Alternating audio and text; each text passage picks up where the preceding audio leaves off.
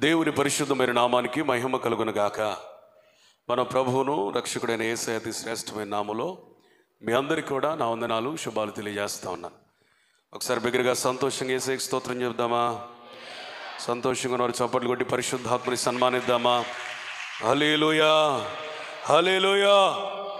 నేటి వాక్య ధ్యానం కొరకు రోమా పత్రిక 14వ అధ్యాయం 17వ వచనం. దేవుని రాజ్యము భోజనమును పానమును కాదు గాని నీతియు సమాధానమును పరిశుద్ధాత్మ యందలి ఆనందమునై ఉన్నది. ఏం చెప్పాలి ప్రభువా? నేను గత దినంలో దేవుని సన్నిధిలో ఆలోచన చేసినప్పుడు ప్రభువు నాకు జ్ఞాపకం చేసినటువంటి వచనం, దేవుని రాజ్యం అంటే భోజనమును పానమును కాదు కానీ రెండు మాటలు ఉన్నాయి, నీతి సమాధానం. ఆ రెండు చెప్పడానికి సమయం లేదు కానీ ఒక మాట మీద మనం దృష్టి కేంద్రీకరిద్దాం. దేవుని రాజ్యము అంటే తిండి కాదు, తాగటం కాదు, లేకపోతే ఇతరత్ర కార్యక్రమాలు కాదు. దేవుని రాజ్యము అంటే ప్రధానంగా ఎందుకని మనం ఈ రాజ్యంలో చేర్చబడ్డామంటే పరిశుద్ధాత్మ యందలి ఆనందాన్ని అనుభవించడానికి దేవుడు ఈ రాజ్యములో మనల్ని చేర్చాడు. పరిశుద్ధాత్ముడు అంటే చాలామంది అన్య భాషలకే పరిమితం చేశారు. పరిశుద్ధాత్ముడు అంటే చాలామంది ఆత్మ వరాలకే పరిమితం చేశారు. పరిశుద్ధాత్ముడు అంటే ప్రవచనమే కాదు, పరిశుద్ధాత్ముడు అంటే వరాలే కాదు, పరిశుద్ధాత్ముడు అంటే అన్య భాషలే కాదు, ఇంకా చాలా ఉన్నాయి. ఒకవేళ నువ్వు పరిశుద్ధాత్మ చేత నింపబడి ఆరాధన చేసినప్పుడు దేవుడిచ్చిన భాషలతో నువ్వు మాట్లాడి ఆ తర్వాత వాక్యం వినలేదనుకో, వాక్యం అందు నీకు ఆనందం లేదనుకో, నువ్వు పరిశుద్ధాత్మలో లోతుగా వేరుపారటం లేదని అర్థం. నీ ఆనందం ఎక్కడి దాకా పరిమితం అయిపోయిందంటే అరగంట ఆరాధన దాకా చప్పట్లు, భాషలు, ప్రభునందు ఆనందించడం అక్కడి వరకే పరిమితం అయిపోయింది. కానీ పరిశుద్ధాత్ముడు అంటే ఆరాధన చేసే అరగంట వరకు మాత్రమే వచ్చిపోయే ఏదో ప్రభావం కాదు. పరిశుద్ధాత్ముడు అంటే ఎవరు అంటే అన్ని వేళల అన్ని సమయములలో దేవుని పిల్లలమైన మనము ఆనందించుటకు శక్తిని, సామర్థ్యాన్ని, సాధికారతను అనుగ్రహించగలిగిన వాడు. Praise the lord, praise the Lord. అందుకనే ఆత్మఫలమేమనగా అని అపోస్తలుడైన పౌలు గారు పరిశుద్ధాత్ముడు తనకిచ్చిన ప్రత్యక్షత ద్వారా మాట్లాడుతూ ఆయన అంటాడు, ప్రేమ. ప్రేమ అని వెంటనే ఏమంటాడు చెప్పండి? సంతోషము. 9 చెప్తాడు, ప్రేమ, సంతోషం, సమాధానం, దీర్ఘశాంతం, దయాళుత్వం, మంచితనం, విశ్వాసం, సాత్వికం. ఇలా అన్నీ చెబుతూ ఏమంటాడంటే ఇందులో రెండో మాట మీద మనం ఫోకస్ చేద్దాం. పరిశుద్ధాత్మ ఫలమేమనగా, what is the fruit of holy spirit is joy. పరిశుద్ధాత్మ యందలి ఆనందం. నేను పరిశుద్ధాత్మ పొందుకున్నానండి అని ప్రపంచంలో ఉన్న చింతంతా మీదేసుకొని ఎవరో చచ్చిపోయినట్టుగా ప్రతిదినం దిగులుతో ఉన్నావంటే ఖచ్చితంగా నేను చెప్పగలను, నువ్వు పరిశుద్ధాత్మ చేత సరిగ్గా నడిపించబడటం లేదు. పరిశుద్ధాత్మ యందలి ఆనందం అంటే అర్థం ఏంటో తెలుసా? పరిశుద్ధాత్మ కలుగజేయు ఆనందం, పరిశుద్ధాత్మ ద్వారా ఆనందం, పరిశుద్ధాత్మను పొందుకున్న వారికి కలిగే ఆనందం. Fruit, not fruits. ఆత్మ ఫలం. ఫలం అంటే అర్థం పరిశుద్ధాత్ముడు నీలో ఉన్నప్పుడు నీలో కనబడేవి, ప్రతిఫలించేవి స్వాభావిక ధర్మాలు. ఇది ఫలం. ఫలాలు అని ఎందుకు అనలేదంటే పరిశుద్ధాత్ముడు ఇక్కడ వ్రాయబడిన ఏదో ఒకదానికి మాత్రమే పరిమితమై ఉండలేదు. ఫలాలు అని ఎందుకు రాయలేదంటే ఇక్కడ 9 రకాలుగా విభజించి వీటిలో 1 ఉంటే ఉన్నట్టే, 3 ఉంటే ఉన్నట్టే, లేకపోతే 4 ఉంటే ఉన్నట్టే, 1 లేదు కదా 8 ఉన్నాయి కదా అని అనుకోవటానికి లేదు. అంటే అర్థం ఏంటి తెలుసా? ఫలము అంటే చెప్పండి, అన్నీ కూడా మనం స్వతంత్రించుకోవాలి, కొన్ని కాదు. పరిశుద్ధాత్మను పొందిన వాళ్ళు అన్నీ స్వతంత్రించుకోవాలి. నేను పరిశుద్ధాత్మను పొందుకున్నావు. ఏం పొందుకున్నావు? నీ జీవితంలో నిజంగా దైవికమైన ఆనందాన్ని అనుభవించకుండా నువ్వు పొందుకున్న పరిశుద్ధాత్మ ఏంటి? అసలు ఏ ఆత్మ పొందుకున్నావు నువ్వు? ఎప్పుడు ఏడుపు గొట్టుమ వేసుకొని నేను ఆత్మచేత నింపబడ్డానంటే చాలా జాగ్రత్త, నువ్వు కరెక్ట్ చేయబడాలి. ఎప్పుడు చింత, ఎప్పుడు దిగులు, ఎప్పుడు వేదన, ఎప్పుడు ఏడ్పు, ఎప్పుడు దుఃఖం, ఎప్పుడు ఏదో జరిగిపోయినట్టుగా, ఇవన్నీ పరిశుద్ధాత్మ యొక్క సంకేతాలా? లేదండి. పరిశుద్ధాత్ముడు అన్ని సమయములలో ఆనందించుటకు శక్తినిస్తాడు. పరిశుద్ధాత్ముడు అందరి మధ్య సంతోషించుటకు అధికారాన్ని ఇస్తాడు. పరిశుద్ధాత్ముడు అన్ని వేళలా ఆనందించుటకు కృపనిస్తాడు. పరిశుద్ధాత్ముడు ప్రతి సందర్భంలో పండగ చేసుకునే కృపనిస్తాడు. Praise the lord. నామకార్థ క్రైస్తవుడికి క్రిస్మస్ ఒకటే పండగ. ఆత్మ పొందుకున్న వాడికి ప్రతి క్షణం పండగే. కొడితే చప్పట్లు కొట్టు, కొడితే గట్టి కొట్టు. హల్లెలూయా, హల్లెలూయా. పరిశుద్ధాత్ముడే మన ఆనందానికి కారణం, సంతోషానికి కారణం. ఆత్మఫలమేమనగా అని చెబుతూ పై వచనంలో ఏం చెప్తాడంటే, శరీర కార్యములు స్పష్టమైనవి. ఎందుకు ఈ మాట ఇప్పుడు ప్రస్తావించానంటే, మనకి పరిశుద్ధాత్మను బట్టి, పరిశుద్ధాత్మ ద్వారా, పరిశుద్ధాత్మ క్రియల ద్వారా, పరిశుద్ధాత్మలో ఉన్నదానిని బట్టి, పరిశుద్ధాత్మను బట్టి కలిగిన దానిని బట్టి మనకు ఆనందమైతే, లోకానికి శరీర కార్యాలను బట్టి సంతోషం. వాటిని 3 రకాలుగా మనం వర్గీకరించవచ్చు. శరీర సంబంధమైన వ్యక్తుల ఆనందాలు ఎట్లా ఉంటుందంటే, నెంబర్ 1, వారి ఆనందాల్లో ఎక్కడైనా మీరు చూడండి, అవి వ్యభిచార సంబంధంగా ఉంటాయి. శరీర సంబంధమైన వ్యక్తుల ఏ ఆనందం అయినా సంతోషమైనా చూడండి, వాళ్ళ ఆనందాలన్నీ కూడా విగ్రహ సంబంధంగా ఉంటాయి. వాళ్ళ ఆనందానికి కారణం ఏంటంటే విగ్రహం. కొంతమంది పాస్టర్ గారండి మాకు పిల్లలు లేరండి అని ప్రార్థన చేయమంటారు. కాపరినైన నేను, సంఘమైన మీరు అందరూ ప్రార్థన చేస్తారు.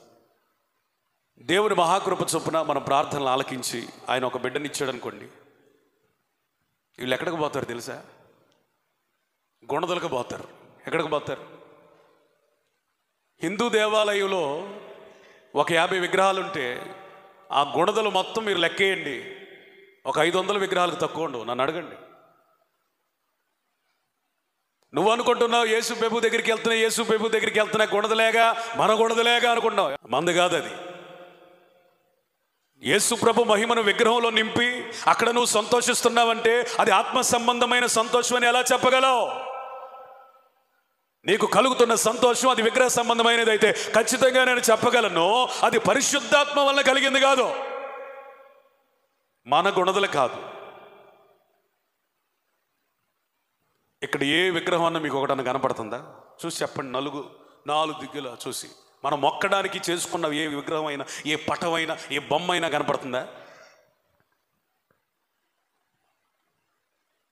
ఎవరైనా తలనీలాలు అంటారు కదా, సమర్పించుకునే వాళ్ళు ఒక మంచి గ్రాండ్ కూడికి పెట్టి మన మందిర ఆవరణలో చేయండి. దీనికి సంబంధించిన వాళ్ళు చప్పట్లు కూడా దేవునికి స్తోత్రం చెప్పండి. అది కాదు కదా, నాకు తెలుసు మీ చప్పట్లోనే ఉంది ఆ విగ్రహం పోలా. అంటే ఈ దీపియాలంటే ఖచ్చితంగా ఆడికి వెళ్ళాల్సిందే. పిచ్చిదానా పిచ్చోడా, విగ్రహం దగ్గర ఏముంటుంది? అది నిజమైన సంతోషం ఎట్లవుతుంది? విగ్రహం ద్వారా నీకు వచ్చే ఏ సంతోషమైనా, విగ్రహం దగ్గర నీకు కలిగే ఏ ఆనందమైనా అది ఆత్మ వలన కాదు, అది శరీర సంబంధమైన వ్యక్తులు ఆస్వాదించే ఆనందం, అది పరిశుద్ధాత్మ కాదు. శరీర సంబంధమైన వ్యక్తుల ఆనందాలు 3 ఎట్లా ఉండదంటే, విద్వేషాలలో, కోపాలు, గొడవలు, అసూయ, కొట్లాట్లు, వీళ్ళకి ఇదే ఆనందం. వ్యభిచారుల ఆనందం, విగ్రహముల ఆనందం, విద్వేషుల ఆనందం. కానీ పరిశుద్ధాత్మ పొందుకొని పరిశుద్ధాత్మ చేత నడిపించబడే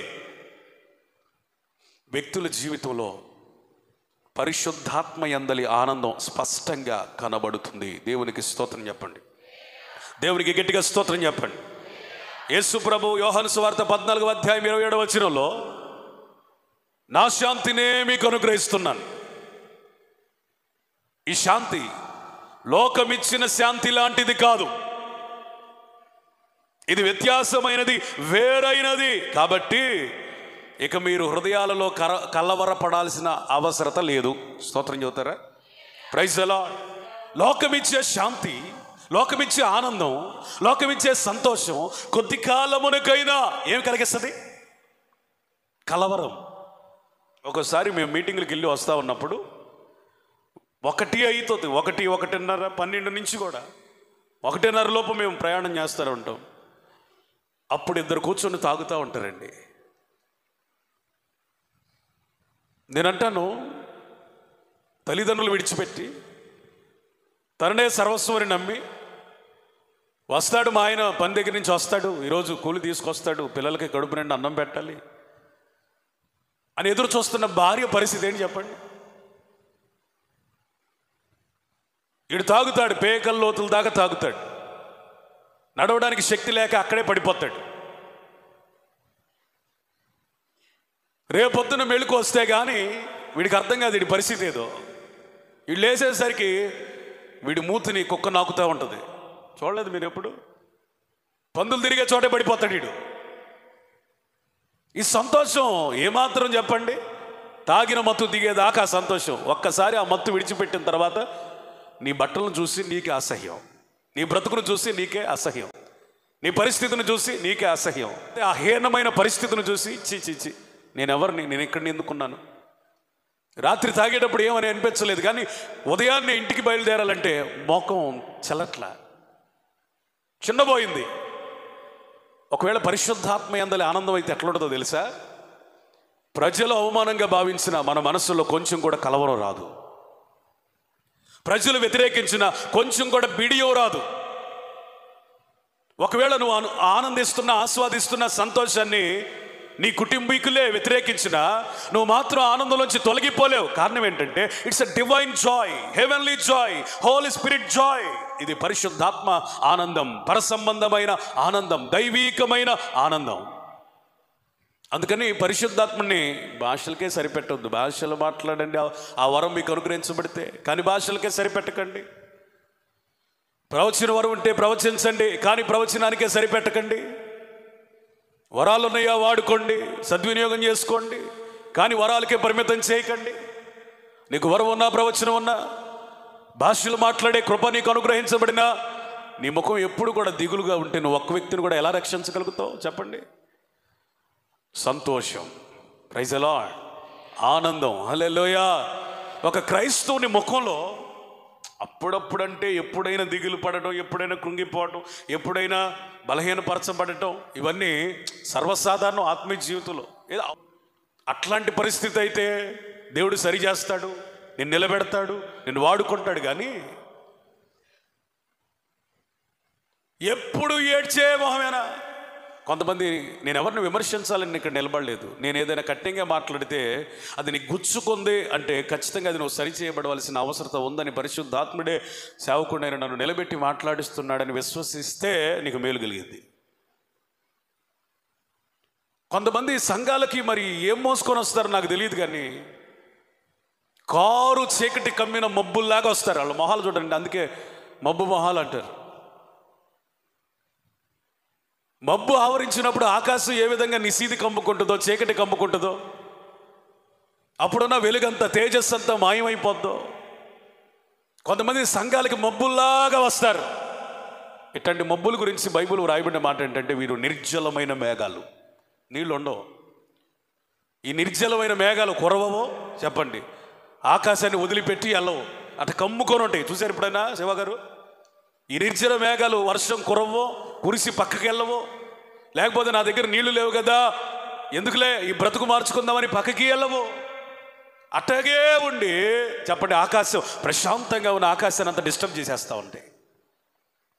ఒక సేవకునిగా మిమ్మల్ని హెచ్చరిస్తూ చెప్తున్న మాట ఏంటంటే, నువ్వు ఇలాంటి సంతోషం లేని జీవితంతో కనుక సంఘంలో వస్తే కొంతమందికి ఈ రోగాన్ని నువ్వు అంటించి, నీలాంటి వాళ్ళని కొంతమందిని తయారు చేసి సంఘంలో ఉజ్జీవం లేకుండా నిర్జీవ పరిస్థితుల్లో నెట్టేటువంటి ఒక దుష్ట సంబంధమైన వ్యక్తిగా మారుతావని సేవకునిగా ఎవరినైనా నేను గద్దిస్తున్నాను. ఇలాంటి పరిస్థితుల్లో ఉంటే మాస్టర్ గారు అంటే కనికర పడాలి, కానీ మా మీద గద్దించడం ఏంటంటే, మా బాధలు నీకేం తెలుసు?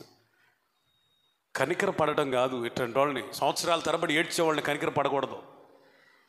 24 గంటలు ఏడుపు మొహాలు వేసుకున్న వాళ్ళు కనికర పడ్డ దేవుడు. ఎప్పుడు ఏడుపు ఏడుపు ఏడుపు.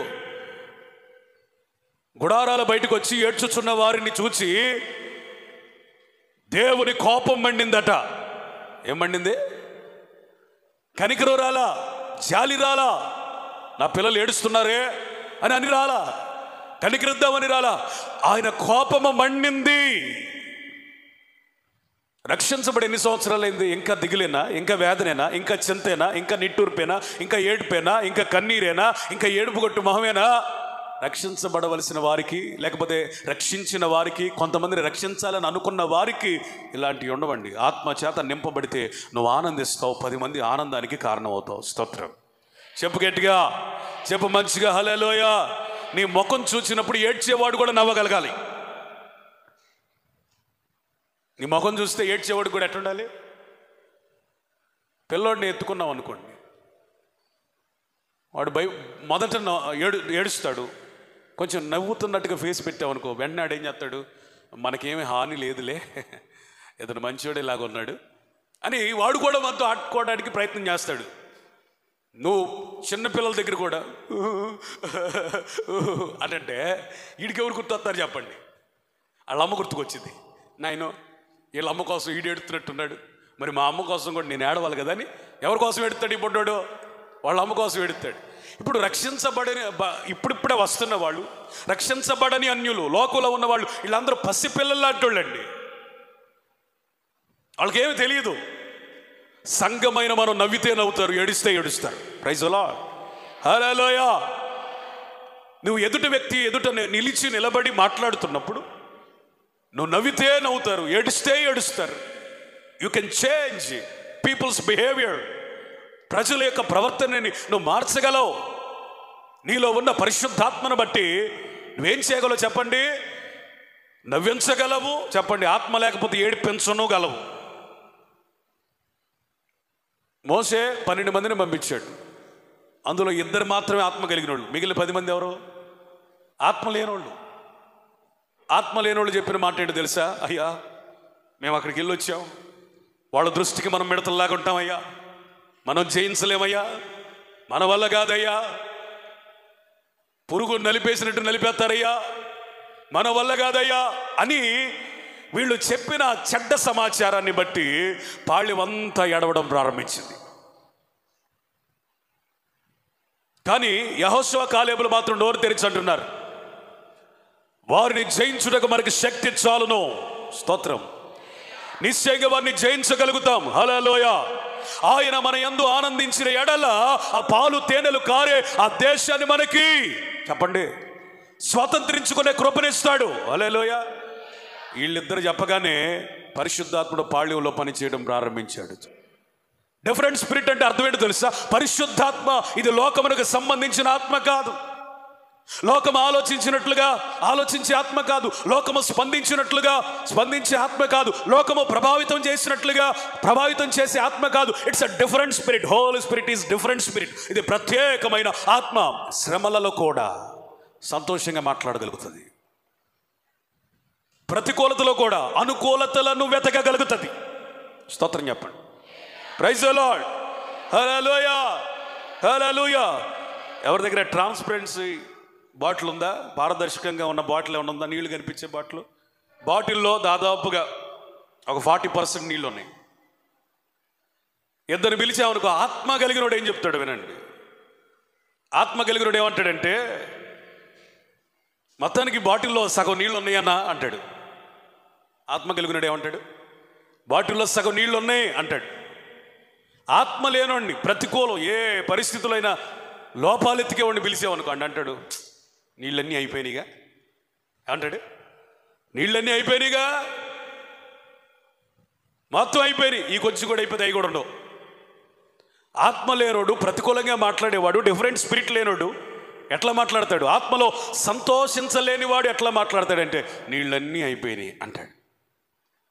అదే ఆత్మ కలిగిన వాడు పిలిచి అడిగామనుకోండి, దేవుని దయని బట్టి సంపూర్ణంగా లేకపోయినా మొత్తానికి నీళ్లు ఉన్నాయి, సరిపోతాయి, మన దాహం తీరతాయి. స్తోత్రం చెప్పండి. కష్టపడి మనం ఇంకొంచెం నింపుకోగలిగితే దీని పరిపూర్ణ స్థాయిలోకి తీసుకురాగలుగుతాం. ఒకే బాటిల్ చెప్పండి, ఒకే నీరు, ఒకే స్థాయి, కానీ ఇద్దరు మనుషులు రెండు రకాలుగా చెప్పారు. కారణం ఏంటంటే ఒకడిలో ఆత్మ లేదు, ఒకడిలో ఆత్మ ఉన్నది. స్తోత్రం, ప్రైజ్ ది లార్డ్. ఆత్మ యందు ఆనందించగలిగిన వాడు సమస్యలలో కూడా సజావుగా సాగగలుగుటకు సామర్థ్యాన్ని పొందుతాడు. ఆత్మయందలి ఆనందం లేనివాడు అనుకూలతలో కూడా అభ్యంతరాలను ఎత్తుకుతూ ఉంటాడు. ఇప్పుడు నువ్వు దేవుని ఆత్మ చేత నడిపించబడాలని పరిశుద్ధాత్ముడు కోరుకుంటున్నాడు. స్తోత్రం చెప్పండి. ఎందరు దేవుని ఆత్మ చేత నడిపించబడతారో వారందరూ దేవుని కుమారులో. నువ్వు దేవుని కుమారుడు అయితే, దేవుని ఆత్మ చేత నడిపించబడితే ఈ పూట అకార్డింగ్ టు దిస్ సబ్జెక్ట్, ఈ సబ్జెక్ట్ని బట్టి నీకేముండాలంటే పరిశుద్ధాత్మ యందలి ఆనందం. దేవుని ఆత్మ చేత నడిపించబడేవాడు ఏ ఏ విషయాల్లో ఆనందించాలి? అపోస్తుల కార్యం 16వ అధ్యాయం 34వ వచనం. అపోస్తుల కార్యం 16వ అధ్యాయం 34వ వచనం. మరియు అతడు వారిని ఇంటికి తోడుకొని వచ్చి భోజనము పెట్టి దేవుని యందు విశ్వాసం ఉంచిన వాడై తన ఇంటి వారందరితో కూడా ఆనందించును. ఎవరైనా అంటే పౌలు శీలలను చెరలో ఉంచిన జైలర్. ఎవరు చెప్పండి? పౌలు శీలలను జైల్లో వేసినటువంటి జైలర్. పౌలు శీలలను జైల్లో వేసినప్పుడు పౌలు కానీ శీల కానీ ప్రార్థన ఆపలేదు, స్తుతించడం మానలేదు. ప్రార్థన ఆగలేదు, స్తుతి ఆగలేదు. వీళ్ళ ప్రార్థన ధ్వనికి, స్తుతుల మోతకి వీళ్ళ సంఖ్యలు మాత్రమే కాదు, జైలులో ఉన్న ఖైదీలందరి సంఖ్యలు, బొండలు అన్నీ కూడా తెగి ఊడిపడ్డాయి. అక్కడ ఒక భయంకరమైన భూకంపం వచ్చి చెరసాలలన్నీ కూడా బ్రద్దలైపోయాయి. ఈ విపత్కరమైన పరిస్థితుల్లో ఈ జైలర్ ఇక తన ఉద్యోగానికి ఏదో వస్తుంది, తన పై అధికారి ఏదో అంటాడు, ఇక నేను బ్రతకడం కంటే ఇంతవరకు చాలా స్ట్రిక్ట్గా డ్యూటీ చేసినటువంటి అధికారిని, మంచి పేరు పొందాను, ఎన్నో అవార్డులు పొందాను, ఎన్నో రివార్డులు పొందాను, నాకు ఈ డిపార్ట్మెంట్లో మంచి పేరుంది, ఎంతోమంది పై అధికారులు సైతం నన్ను గణపరిచారు, గౌరవించారు, ప్రేమించారు. ఇలాంటి పరిస్థితుల్లో వీళ్ళ చెరసాలన్నీ బ్రద్దలైపోయినాయి, వీళ్ళ సంఖ్యలన్నీ ఊడిపోయాయి, బొండల నుంచి వాళ్ళ కాళ్ళు విడిగా వచ్చేసాయి. మరి ఈ చెరసాలన్నీ బ్రద్దలైపోయితే ఒక్కడన్నా ఉంటాడా అని తనకు తాను ఆత్మహత్య చేసుకోవడానికి ప్రయత్నిస్తున్నటువంటి జైలు అధికారికి, జైలర్కి పౌలు శీలలు స్వార్థను ప్రకటించారు. ఏమని ప్రకటించారు తెలుసా? అయ్యా, నీకు నువ్వు హాని చేసుకోవద్దు, మేము ఎక్కడికి పారిపోలేదు, మేము ఎక్కడే ఉన్నాం, మేము ఎక్కడికి వెళ్ళిపోలేదు. ఎప్పుడైతే ఈ మాటలు చెప్పారో ఆ జైలర్కి ఆదరణ కలిగింది. ఎలాంటి ఆదరణ కలిగిందంటే, మొదటిగా శరీర సంబంధమైన ఆదరణ కలిగింది. అమ్మయ్య, నా ఉద్యోగానికి డోకా లేదు, అమ్మయ్య నా మంచి పేరుకి డోకా లేదు, అమ్మయ్య పై అధికారుల నుంచి నాకు ఇబ్బంది ఏం లేదు, అమ్మయ్య నా ఉద్యోగాన్ని నేను బాగానే చేశాను, నా ప్రాబ్లం ఏం లేదని ఒక శరీర సంబంధమైన సంతృప్తి వచ్చింది అతనికి. కానీ ఎప్పుడైతే అతనికి స్వార్థ అందించబడిందో, ఆయన కళ్ళారా ఎప్పుడైతే వారి ప్రార్థనలు విన్నాడో, వారి స్తుతి గానాలు విన్నాడో, ఆ పాటలకి, ఆ ఆరాధనకి, ఆ ప్రార్థనకి ఆ చెరసాల బ్రద్దలైపోయిందో, ఆ సంఖ్యలు ఊడిపోయాయో, ఇది ఎప్పుడైతే ఆయన కళ్ళారా చూశాడో ఆ స్వార్థను ఇంకా లోతుగా అతను నమ్మాడు. ఎంత భయంకరంగా కొట్టాడో, రక్తసిక్తమయ్యేటట్లుగా కొట్టాడు, శరీరం అంతా గాయాలతో నింపబడేటట్లుగా కొట్టాడు, చేతులకు సంఖ్యలు బిగించాడు, కాళ్లకు బొండలు బిగించాడు, కఠినమైన కట్టుదిట్టం ఏర్పాటు చేశాడు. ఏ చేతితో అయితే కొట్టడానికి ఆజ్ఞాపించాడో అదే పరిస్థితిలో తన స్వయంగా చేతులతో, చెప్పండి, తన ఇంటిలో భోజనాన్ని వడ్డిస్తూ ఉన్నాడు. స్తోత్రం చెప్పండి. తనకి ఎంత సంతోషం కలిగిందో తెలుసా? తను పౌలు శీలలతోనూ తన ఇంటి వారందరితో కూడా ఆనందిస్తున్నాడట. ఎప్పుడు? అర్ధరాత్రి. ఒకవేళ ఈ వ్యక్తిని కనుక మనం ఇంటర్వ్యూ చేసామనుకోండి, ఏమండి ఎందుకని మీ ఆనందం? మీ ఆనందానికి కారణం ఏంటి? ప్రమోషన్ వచ్చిందా? జీతం పెరిగిందా? అవార్డు వచ్చిందా? రివార్డు వచ్చిందా? పై అధికారులు నిన్ను గణపరిచారా? సన్మానించారా? సత్కరించారా? నీకు ఒక ఉన్నతమైన పోస్ట్ ఇచ్చారా? కారణం ఏంటంటే నా జీవితంలో ఇవన్నీ అనుభవించాను. ఈ అనుభవించినప్పుడు కలిగిన సంతోషం కంటే ఈరోజు నాకు శ్రేష్టమైన సంతోషంగా ఉంది. ఈ సంతోషానికి మిగిలిన సంతోషాలకి నాకు చాలా వ్యత్యాసం కనబడుతుంది. ఏ సంబంధం లేదు. ఈ సంతోషం పర సంబంధమైన సంతోషం. ఎందుకంటే లోకం నుండి, పాపం నుండి, శాపం నుండి, విగ్రహారాధన నుండి, ప్రతి పరిస్థితి నుంచి నేను వేరై ఈ రాత్రి నేను రక్షించబడ్డాను. ఇది నా రక్షణకి, నా సంతోషానికి కారణం అంటాడు. స్తోత్రం చెప్పండి. Praise the Lord. చాలామంది ఆత్మ పొంది కూడా సరైన ఆనందం లేదు వాళ్ళ జీవితంలో. నా ప్రియ సోదరి సోదరుడా, నీకు ఆనందించడానికి ఆధారమే లేదన్నట్టు బ్రతుకుతున్నావు, కానీ నువ్వు ఆనందించడానికి ఒక శ్రేష్టమైన ఆధారం ఉంది. అది నీవు పొందుకొనిన రక్షణ. తొలి దినాల్లో ఉన్న రక్షణ ఆనందం ఉందా? ఒకప్పుడు మైకు వినబడగానే ఎవరింటి దగ్గర కుటుంబ ప్రార్థన తెలియకుండానే సమయానికి వచ్చే నీవు ఈరోజు నేను వెళ్తాంలే అనే పరిస్థితికి ఎందుకు దిగజారావు? ఒకప్పుడు వాక్యం ఎడల అత్యాసక్తి కలిగిన నీవు ఈ రోజున ఏముందలే మనకు తెలియని వాక్యమా అనే పరిస్థితుల్లోకి ఎందుకని దిగజారిపోయావు? ఒకప్పుడు పాట పాడాలి, సాక్ష్యం చెప్పాలి, దేవుని మహిమపరచాలి, ప్రార్థన చేయాలి అని ఇలాంటి రక్షణానందం కలిగిన నీలో ఆ ప్రార్థన పోయింది, ఆ ఆసక్తి పోయింది, ఆ పరిస్థితులన్నీ కూడా ఆవిరిలాగా మారిపోయింది. ఇప్పుడు నువ్వేమైపోయావంటే దిగులు నీ మీద ఏలుబడి చేస్తుంది. కారణం ఏంటంటే నీవు రక్షణను కోల్పోయావు.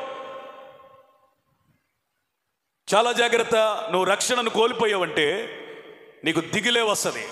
కానీ ఆత్మచేత నడిపించబడిన వాడు తాను రక్షించబడినటువంటి ఆ తొలి దినమును ఈ రోజుకు కూడా జ్ఞాపకం చేసుకుంటాడు. అతడు 10 సంవత్సరాల క్రితం రక్షించబడిన, 25 సంవత్సరాల క్రితం రక్షించబడిన, ఈరోజే యేసు ప్రభులో పుట్టినట్లుగా, ఈరోజే రక్షించబడినట్లుగా, 1 గంట క్రితమే బాప్తిజం తీసుకొని వచ్చినట్లుగా అతడు సంతోషపడతాడు. కారణం ఏంటో తెలుసా? అతని రక్షణ చాలా ఫ్రెష్గా ఉంది, తాజాగా ఉన్నది. Praise the lord. Praise the Lord. ఈరోజు మిమ్మల్ని సూటిగా తేటగా పరిశుద్ధాత్మను ప్రశ్నిస్తున్నాడు. నీవు పొందుకున్న రక్షణ తాజాగా ఉందా, వాడిపోయిందా? తొలి దినాల్లో ఉన్న ఆసక్తి ఏమైంది? అప్పుడున్న ప్రార్థన ఏమైంది? అప్పుడున్నటువంటి వైరాగ్యం ఏమైంది? దేవుని వాక్యం కొరకు అప్పుడు ఉన్న పరుగులు ఏమయ్యాయి? దేవుని సహవాసం కొరకు అప్పుడు పరితపించినట్లుగా ఇప్పుడు ఎందుకని పరితపించలేకపోతున్నావు? ఎందుకని ఆనందించలేకపోతున్నావు? అందుకే కీర్తనకారుడు తన కీర్తనలో ఇలా ప్రార్థన చేస్తున్నాడు. అయ్యా, నీ యందు సంతోషించినట్లు మరలా మమ్మల్ని బ్రతికించయ్యా. స్తోత్రం. Praise the Lord. ఎందుకని నువ్వు సంతోషించలేకపోతున్నావు అంటే చచ్చిన అనుభవాలు, రక్షణ పోయింది. దావీదు కూడా పాపము చేసి ప్రవక్త ద్వారా హెచ్చరించబడిన తర్వాత అతడు తన ప్రార్థనా గదిలోనికి వెళ్ళి పరుపు తేలా చేయనట్లుగా కన్నీటి పర్యంతమై ప్రార్థన చేస్తూ ఆ ప్రార్థనలో వాడిన పదం ఏంటో తెలుసా? అయ్యా, నీ రక్షణానందం మరలా పుట్టించుము. Praise the lord. Praise the lord. నీ రక్షణానందం కావాలి. ఇది ఆత్మ కలిగించు ఆనందం. నువ్వు పొందుకున్న రక్షణను బట్టి మొదట్లో కలిగిన ఆనందం ఇప్పుడు లేకపోతే ఎక్కడో నీ జీవితంలో పాపము నీకు తెలియకుండానే తెలిసి ఏలుబడి చేస్తుందని అర్థం. నువ్వెందుకని సంతోషించలేకపోతున్నావంటే ఏదో ఒక తెలియని లేదా తెలిసిన పాపం నీ జీవితంలో ఏలుబడి చేయడాన్ని బట్టి నీ జీవితంలో నువ్వు ప్రభువులో సంతోషించలేకపోతున్నావు, ఆనందించలేకపోతున్నావు. ఆత్మ చేత నడిపించబడేవాడిని చాలా సునాయాసంగా, సులభంగా, అవలేలగా గుర్తించవచ్చు. ఎట్లాగ చెప్పనా? అతడు ఎప్పుడు కూడా దేవుని మందిరావరణలో సంతోషంగా కనబడతాడు. స్తోత్రం. నవ్వుతూ ఉంటాడు. హల్లెలూయా. ప్రభుని మహిమపరుస్తాడు. స్తోత్రం. నీకు స్తోత్రం చెప్పాలని చెప్పాలి, హల్లెలూయా చెప్పాలని చెప్పాలి, ఆమేన్ చెప్పు అంటే చెబుతావు. అప్పుడు దాకా నీకు నోరు తెరవు. ఏంటి నువ్వు రక్షించబడి ఎవరికి ప్రయోజనం? ఎవరికన్నా ఉపయోగం ఉందా? నువ్వు రక్షించబడితే కొంతమందిని రక్షణలోనికి నడిపించగలగాలి. నీ ఆనందం చూసి కొంతమంది బాధలు పోయిన ఫీలింగ్ రావాలి. రక్షణానందం ఎట్లా ఉంటుందో తెలుసా? ఈ బాప్తీసం, ఈ బైబిలు, ఈ మందిరం, ఈ పాస్టర్ గారు ఇలాంటి వ్యవస్థలు లేని టైంలోనే ఒక వ్యక్తి ఆత్మచేత నడిపించబడి ఏ విధంగా రక్షణానందాన్ని అనుభవించాడో ఒక ఉదాహరణ చెప్తా. యోసేపు చెరలో వేయబడినప్పుడు అతడు ఎక్కడా కూడా కృంగిపోలేదు, కానీ తన తోటి ఖైదీలకి కృంగిపోయినట్లుగా కనిపించలేదు. కానీ కృంగిపోయిన ఖైదీలకున్న సమస్యల్ని, వారికి వచ్చిన కలల భావాలు చెప్పి వారిని సంతోషింపజేశాడు. స్తోత్రం. ఆ యోసేపు స్థానంలో నువ్వు ఉంటే ఏం చెప్పేదాన్ని? ఏం చెప్పేవాడు చెప్పనా? నా బతుకే బాగాల, నీ కలలకి నేనేం భావం చెప్పేది? ఓ అక్కో, నా పరిస్థితే బాగాల, నీకోసం నేనేం ప్రార్థన చేసేది? ఓ తమ్ముడా, మనం అనుకుంటాం కానీ నిలబడలేవురా. ఈ పరలోకం, ఈ పాడు, ఇవన్నీ మనం నిలబడలేవురా రే. ఈ పిచ్చి మాటలన్నీ చెబుతారు ఎవరు? రక్షణానందం కోల్పోయిన వాళ్ళు. ఈడు పడిపోయింది కాకుండా 10 మందిని పడగొడతాడు, ఈడు జారిపోయింది కాకుండా ఇంకొంతమందిని జారగొట్టే మాటలు మాట్లాడతాడు. కానీ యోసేపులాగా ఆత్మచేత నడిపించబడి రక్షణానందం అనుభవించుతున్న వ్యక్తి ఏం చేస్తాడు తెలుసా? రక్షణ లేని వారికి ఊరటను కలగజేస్తాడు, సాంత్వన కలగజేస్తాడు, నిరీక్షణ కలిగజేస్తాడు, జీవితం మీద ఆశను పుట్టిస్తాడు, యేసయ్యను నమ్ముకోవాలి అనే కోరిక లోతులో నాటబడేటట్లుగా చేస్తాడు. హల్లెలూయా, ప్రైజ్ ది లార్డ్. ఇదే గుర్తు. ఒకవేళ నీ రక్షణ గురించి నీవే ఆనందించలేని పరిస్థితులు ఉంటే ఈ వారంలో ఒకరోజైనా ఉపవాసం ఉండి ప్రార్థన చేసుకో. ప్రభువా, తొలి దినములలో ఆనందించిన ఆనందం నాకు తిరిగి రావాలి, ఆ కన్నీటి ఆత్మ రావాలి, ఆ పశ్చాత్తాప ప్రార్థన రావాలి, ఆ ఆసక్తి మళ్ళీ కలగాలి, నీ వాక్యం కొరకు ఆ తీవ్రత రావాలి, ఆ ఆత్మమంట మళ్ళీ కలగాలి, మళ్ళీ ఆ రక్షణానందమును అనుభవపూర్వకంగా తిరిగి రుచి చూచేంత వరకు నిన్ను వదిలిపెట్టను ప్రభువా అని ప్రార్థించగలవు. ఈ వారంలో సీరియస్గా తీసుకో, టేక్ ఇట్ సీరియస్. ఎందుకో తెలుసా? రక్షణానందం లేకుండా చెప్పండి, నువ్వు తిన్నా తాగినా ఏముంటుంది సుఖం? హగ్గై గ్రంథంలో పరిస్థితి అదే. వాళ్ళు తింటున్నారు కానీ ఆకలి తీరటల్లా, వస్త్రాలు కప్పుకుంటున్నారు కానీ చలి ఆగట్లా, సంపాదిస్తున్నారు కానీ రూపాయి మిగలటల్లా, మంచి ఇళ్ళు కట్టుకుంటున్నారు కానీ సంతోషం లేదు. కారణం ఏంటయ్యా అంటే వాళ్ళకి ఇళ్ళు ఉన్నాయి, వాకిళ్ళు ఉన్నాయి, వస్త్రాలు ఉన్నాయి, మంచి ఆహారం ఉంది, మంచి ఉద్యోగాలు ఉన్నాయి, మంచి సంపాదన కూడా ఉంది, కానీ ఏది మిగలటల్లా. అంటే అర్థం ఏంటో తెలుసా? వాటిని గురించిన సంతోషం కొంచెమైనా లేదు. కారణం ఏంటంటే వారు ప్రాథమికమైన రక్షణను కోల్పోయారు. దేవుని వాక్యం సెలవిస్తుంది, చీకటిలో నుండి ఆశ్చర్యకరమైన వెలుగులోనికి మనం పిలువబడ్డాం. Praise the lord. ఏర్పరచబడిన వంశములా, రాజులైన యాజక సమూహముగా, పరిశుద్ధ జనముగా, సొత్తైన ప్రజలుగా. రక్షణలో ఈ 4 ఆధిక్యతలు ఉన్నాయి. ఏదో రక్షించబడ్డాడంటే నీళ్లలో మునిగి పైకి లేచానంటే కుదరదు. రక్షించబడిన వ్యక్తి ఏంటో తెలుసా? ఏర్పరచబడిన వంశం. Your a special race. నువ్వు ప్రత్యేకమైన వంశం. నీ కులాన్ని బట్టి, మతాన్ని బట్టి, నీ వర్గాన్ని బట్టి, ఇంటి పేరుని బట్టి, నీ జనాన్ని బట్టి, బలాన్ని బట్టి, బలగాన్ని బట్టి, నీ వెంట ఉన్న 10 మందిని బట్టి నువ్వు గర్వించేటువంటి పరిస్థితి కాదు. రక్షించబడిన వారి వంశం వేరు, అది ఏర్పాటు చేయబడిన అంటే ప్రత్యేకత. రాజులైన యాజక సమూహం, పరిశుద్ధమైన జనం, సొత్తైన ప్రజలం. ఎవరో ఈ ఆధిక్యతలన్నీ స్వతంత్రించుకునేది, ఈ ఆధిక్యతలన్నిటిని బట్టి సంతోషించగలిగేదంటే పరిశుద్ధాత్మ చేత నడిపించబడేవారు. స్తోత్రం. మీరు బాధపడాలని లేకపోతే మిమ్మల్ని ఏదో గుచ్చి చెప్పాలని కాదు, కానీ వాళ్ళు రక్షించబడిన ఆ మొదట్లో వాళ్ళ వరుస ఎప్పుడో తెలుసా? ఎక్కడో తెలుసా? ఈ 4 లైన్లో ఉంటారు వాళ్ళు. అందరికంటే ముందు వచ్చి ఈ 4 లైన్లో ఉంటారు వాళ్ళు. నాకు కష్టం వచ్చిందయ్యా, ప్రార్థన పెట్టి ఉపవాస ప్రార్థన పెట్టాం, తగ్గిద్ది. ఆ 4 నెలలు ముందు వరుసలోనే ఉంటుంది. తర్వాత ఎతుకుదామని కనపడదు మనిషి. రక్షించబడిన కొత్తలో అంతా ముందే. దానినే రక్షణానందం అంటారు. ప్రార్థన ముందే, పాట ముందే, పరిచర్య ముందే, అన్నీ ముందే. మరి కాలం గతించే కొలది వీళ్ళకి మరి ఏమవుతుందో తెలియదు, కానీ అంతా వెనకే. మందిరానికి రావటానికి వెనకే, పరిచర్య చేయటం వెనకే, అసలు లేదనుకో, కూర్చోవటం వెనకే. నువ్వు రక్షణానందం కోల్పోయేవంటే ఒక ఉదాహరణ చెప్పనా? చర్చిలో ఎంత స్థలం ఉంటుంది, వెనకెనకే ఉంటారు కొంతమంది. అంటే పాస్ట్ గారికి తన ముఖాన్ని చూపించే ధైర్యం కూడా లేదంటే నువ్వు దేవునికి ఏం చూపిస్తావు? సరి చేసుకో. కొంతమందికి పాస్ట్ గారికి కనపడిన కుర్చీ వెనకాల, అమ్మా మనం దొంగలం కాదు, ఎవరో విశ్వాసులం, రాజులం, ప్రైజ్ ది లార్డ్, చేతులెత్తి స్తోత్రం చెప్పు హల్లెలూయా. మందిరాల్లోకి వచ్చి దొంగల్లాగా ఉంటారండి కొంతమంది. వాళ్ళు వచ్చింది తెలియదు, పోయింది తెలియదు. పాస్టర్ గారికి ఆమేన్ అని ముగింపు ప్రార్థన చేసి ఆశీర్వాదం ఇవ్వగానే వెళ్ళిపోతారు వాళ్ళు. పాస్టర్ గారికి కూడా కనిపించరు కొంతమంది. తోటి విశ్వాసులకు వందనాలు చెప్పరు కొంతమంది. ఎందుకంటే ఏళ్లలోనే రక్షణ లేదుగా. నీలో రక్షణ ఉంటే కనబడిన వాళ్ళకి వందనాలు చెప్పి పాస్టర్ గారి చేత ప్రార్థన చేయించుకొని అవసరం ఉంటే ప్రతి వారం వచ్చి చేయించుకోవాలనేది కాదు, కానీ మొదటగా కనపడడానికి ఇష్టపడతాం. అది నా ఉద్దేశం. తోటి విశ్వాసుల్ని కొంచెం చక్కగా నింపాదిగా పొలంలో పని అయిపోయినా కదలవు. నువ్వు పని చేసే స్థలంలో ఒక పని అయిపోయినా కదలవు. ఎక్కడికి వెళ్ళినా నువ్వు కదలవు. కదిలేదు ఎక్కడరా బాబు నువ్వు అంటే మందిరంలో అయిపోగానే తుపాకీ గుండుకు కూడా దొరకరు కొంతమంది అట్లుంటారు. కంగారుగా మందిరానికి వచ్చినప్పుడు ప్రశాంతంగా ఉండాలి. Praise the lord. రక్షించబడ్డ వాళ్ళు ఎట్లుంటారో తెలుసా? అందరికీ చక్కగా వందనాలు చెప్పి అమ్మ బాగున్నారా, ఏంటి 2 వారాలు రాలేదు, ఇది మనం బాగాలేదంట, హాస్పిటల్లో ఉన్నారంట, ఎట్లా ఉంది మీ బంధువులకి, ప్రార్థన చేద్దాంలేమ్మా, ఏం కాదులేమ్మా. మనకి ఈ మాటలు చచ్చినా రావు. బతికినప్పుడే రాకపోతే చచ్చినప్పుడు ఎందుకు వస్తాయి? అందుకని సజీవులే కదా. స్తోత్రం చెప్పండి. రక్షించబడినట్టే ఉండాలి కదా. హల్లెలూయా.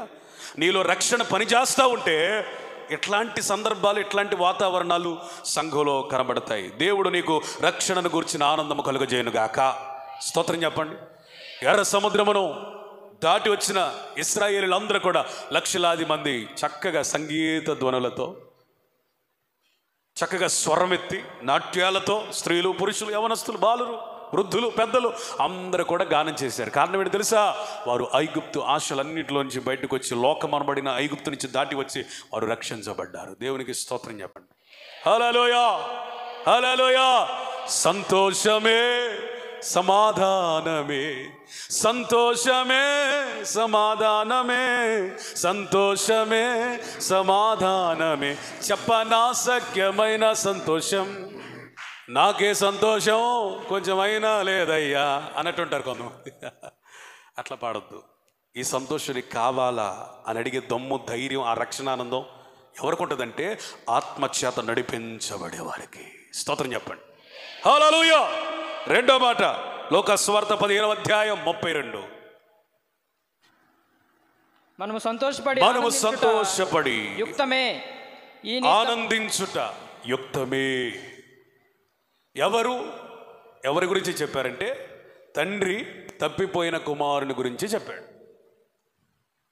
ఎవరితో చెప్పాడు అంటే పెద్ద కుమారునితో చెప్పాడు, ప్రజలందరితో చెప్పాడు. ఈ సంఘటన మీకు తెలుసు. ఒక తండ్రి ఉన్నాడు, ప్రేమ కలిగిన తండ్రి. తండ్రికి 2 కొడుకులు ఉన్నారు.